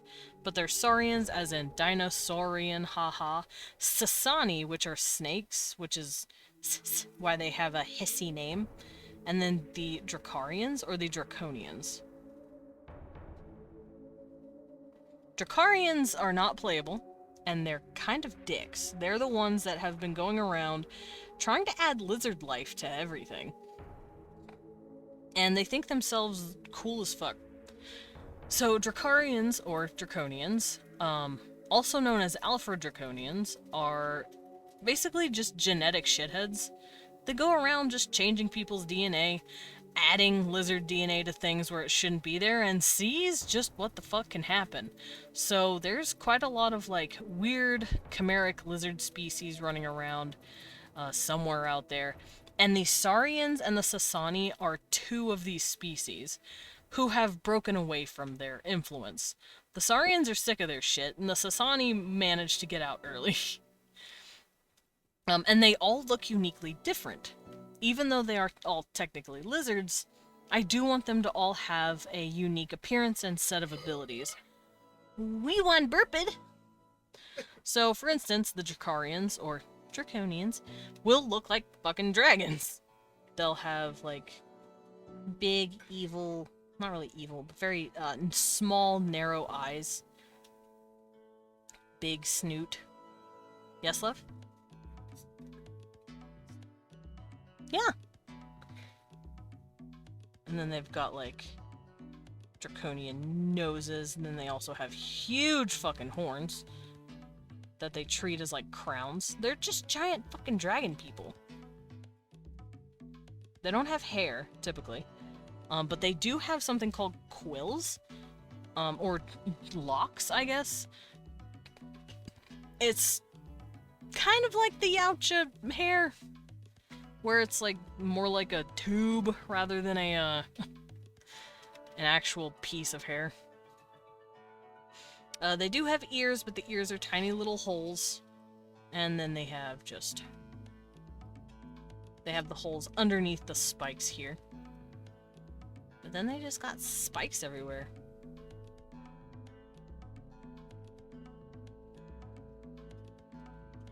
So this would be a Dracarian or a Draconian.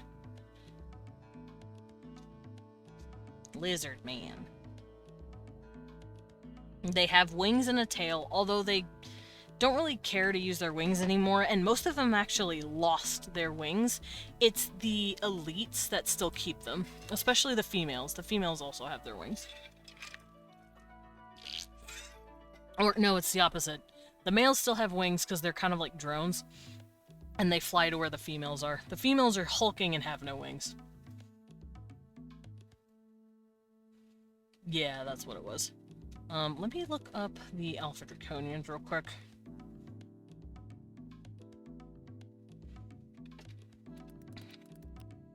Draconians.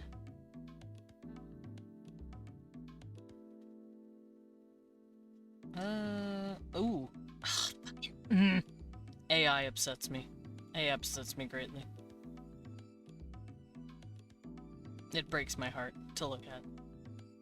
But Pinterest is now addled with it. Let's sigh. Sigh noises. But this is a pretty good sample, I guess, of what they look like. Hold on.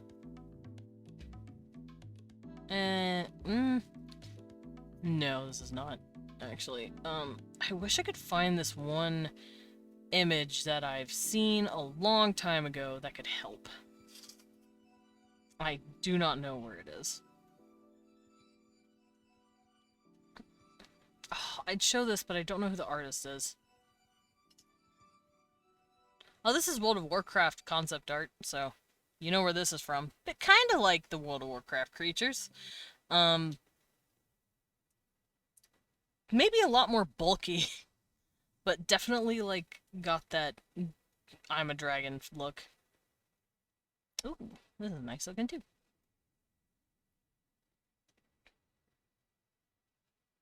And then they've just got quills for hair. Like so. So that would be a Dracarian. Like I said, kind of genetic shitheads. And then we've got the Saurians. They're like the smaller-faced babies of the Dracarians. Like I said, a lot more Argonian looking. Kind of like the lizard to the dragon, if that makes sense. I don't know if they'd have horns nearly as much as a Dracarian would. Let me go look at my references, because I do have stuff saved. Oh, I could go in here. Where is it? Where is it? Okay, nope, wrong one. This one. Yes.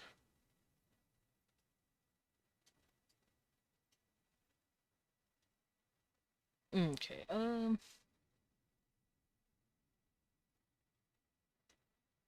that's right, they also have frills on their head. That's right. Okay, so these guys also have these really big, heavy brows that, like, ridge into their head right here. So that's a Dracarian. Meanwhile, Saurians, they have the basic lizard face like these guys do, but they have a slightly bigger eyes than the Dracarians. They also have... Did my music stop? Hello? I'm still alive. Stop stopping, YouTube. Motherfucker. I hate when it does that. Oh, you haven't touched us in 20 minutes. I guess you're dead. We'll pause your video. It's like, go away. You don't know me. There we go. So, yeah, these guys, they have slightly bigger eyes. They still got the lizard eye, though. They do have a face ridge, but it's smaller. Are you? I guess not. I don't know. And instead of this, like, really heavy bridge, they have a gentler, like, tinier nose. These guys have a wider nose. A wider, like, face muzzle. These guys have a blocky face muzzle, like this. These guys' face muzzles come into, like, a small point. So that would be the difference between these guys.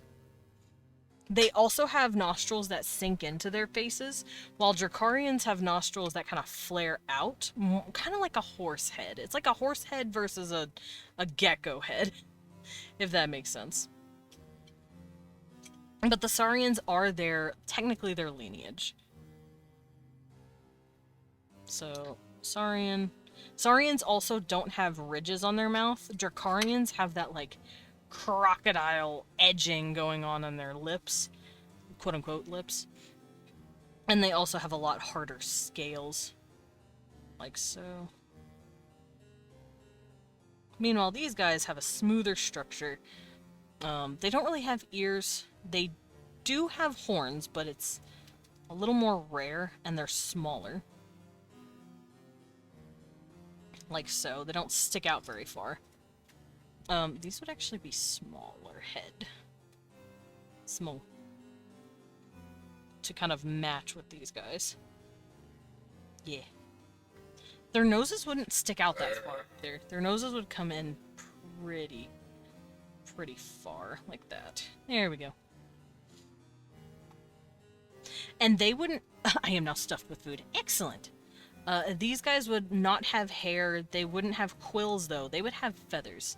Either feathers or nothing at all. They would still have these little spikes on their heads, but underneath their spikes, they have frills. And these frills can stick up, they can flatten, and it's kind of like how they communicate with each other. Men's frills are huge. Male frills are a lot bigger. And they flatten it down onto their neck, and they use that for... It's a vestigial part of the mating process, pretty much. Kind of like a peacock's feathers. It's like... It's their mating display. Also, fun fact about Saurians, they kind of got fucked real bad a while back when they were still doing shit and trying to just exist as people. And mostly males were afflicted by a disease.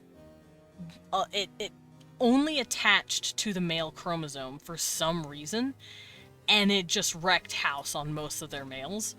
So there's like a 12-to-1 male to female ratio. So dudes be rare in this culture. And it's mostly females. And yes, most of them have just become lesbians. I have been basing them off of the whiptail lizards. So most of them are lesbian females who have learned how to just lay eggs like the whiptail lizards. Now, there are still males, but they are very rare. And I feel like there's like either a love 'em or hate 'em situation with the females for the males. A female will either probably lose her shit over him, or they'll be like, oh no, it's a dude. So, I think that's a lot of fun.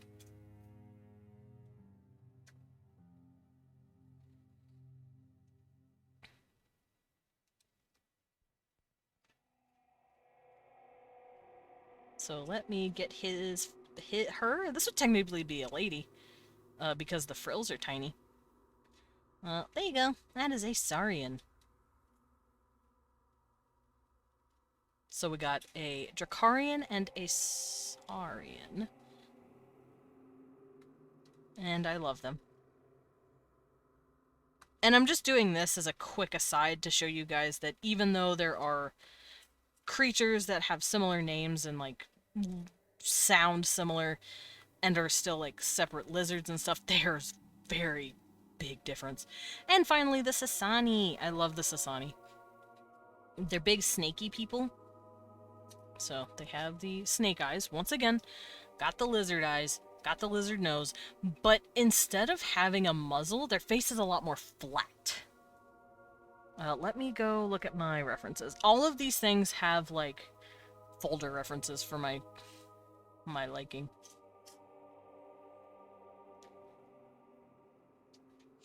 The moment I thought I'd be heaven for Slimy because so many lady, now you're telling me it's because I'm a nightmare of all them being lesbians and slimy. Buddy. when I say lesbians, think more like, I don't know how to explain it. Other than, if they're wanting to be with each other, they're usually gonna go after a lady. Because there's no dudes. And their culture has started to revolve around mostly women. And they see males as just nomadic strangers that don't really do anything culturally. If they're gonna go for someone, like another male or whatever, it's going to be outside of their species, if that makes sense. So you can find a lesbian, you can find a lizard, but not all of them are going to be excited to want to be with someone who's of another species, let alone, well, then again, I don't think it matters. They can lay their own eggs, like, and reproduce asexually, pretty much, because that's how whiptail lizards do it. Okay, let me get this. So the Sasani are adorable. They have flatter faces, but still lizard. And they have, like, the lizard, like, scales going up on their faces. You can actually see their other eye because, oh my god, they're not hiding behind a big old nose. I don't know if I want to give them the scales on the face. Because they're snake-like, I feel like it would be softer than that. Yeah, I think it would be softer than that. Don't mind me, I'm just looking at a couple of references I have saved, and I am wrestling between two different kind of characters. Get out of here! Okay, I like this design a lot. They do have these little wrinkles in their foreheads. And they do have these strong faces. But they look more human, the Sasani do. At least in the face, at first. They also don't really have ears. But they do have, like, very strong faces. Even the women.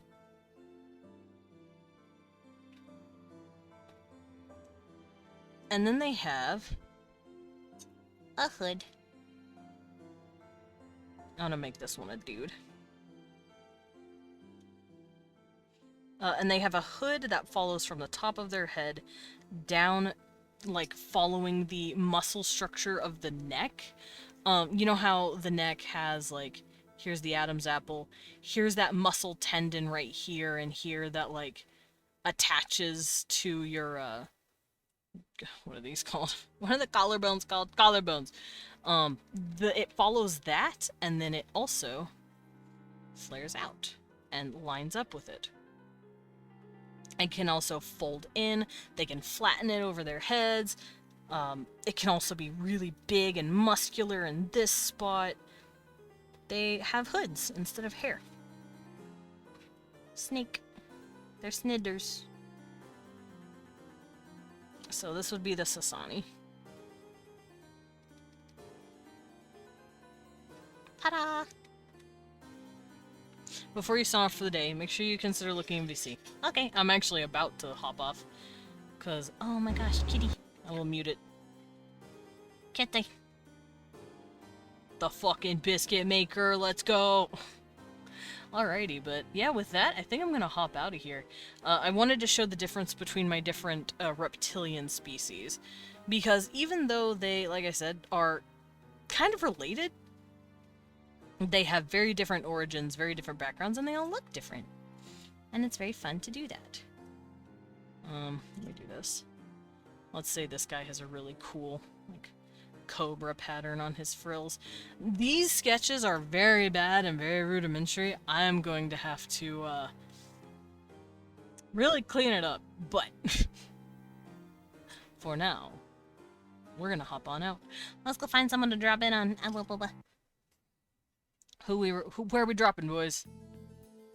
Who we raiding? Do any of you guys have suggestions? Or do you just Do you just want to go for the ride and see what happens? I think we could just go for the ride and see what happens. Who wants to see some Yakuza? Desmond being cutie, Cat being cutie. I'm gonna say... we go see a little skeleton girl. Let's go say hi to Vivi. I haven't rated her in a hot minute. I haven't seen her in a hot minute. But let's go say hi to the Skelly lady. She's very cute. She's the one that plays a lot of Yakuza. Oh, hiccup. That hurt, actually. But yeah, I'll see you guys tomorrow. Not sure what I'll do. Maybe art, probably Dragon Age. We'll see. But for now, the cafe is closing, and I will see you guys later. I'll go bye bye bye bye bye. Ba ba ba ba ba ba ba ba ba ba ba ba ba ba ba ba ba.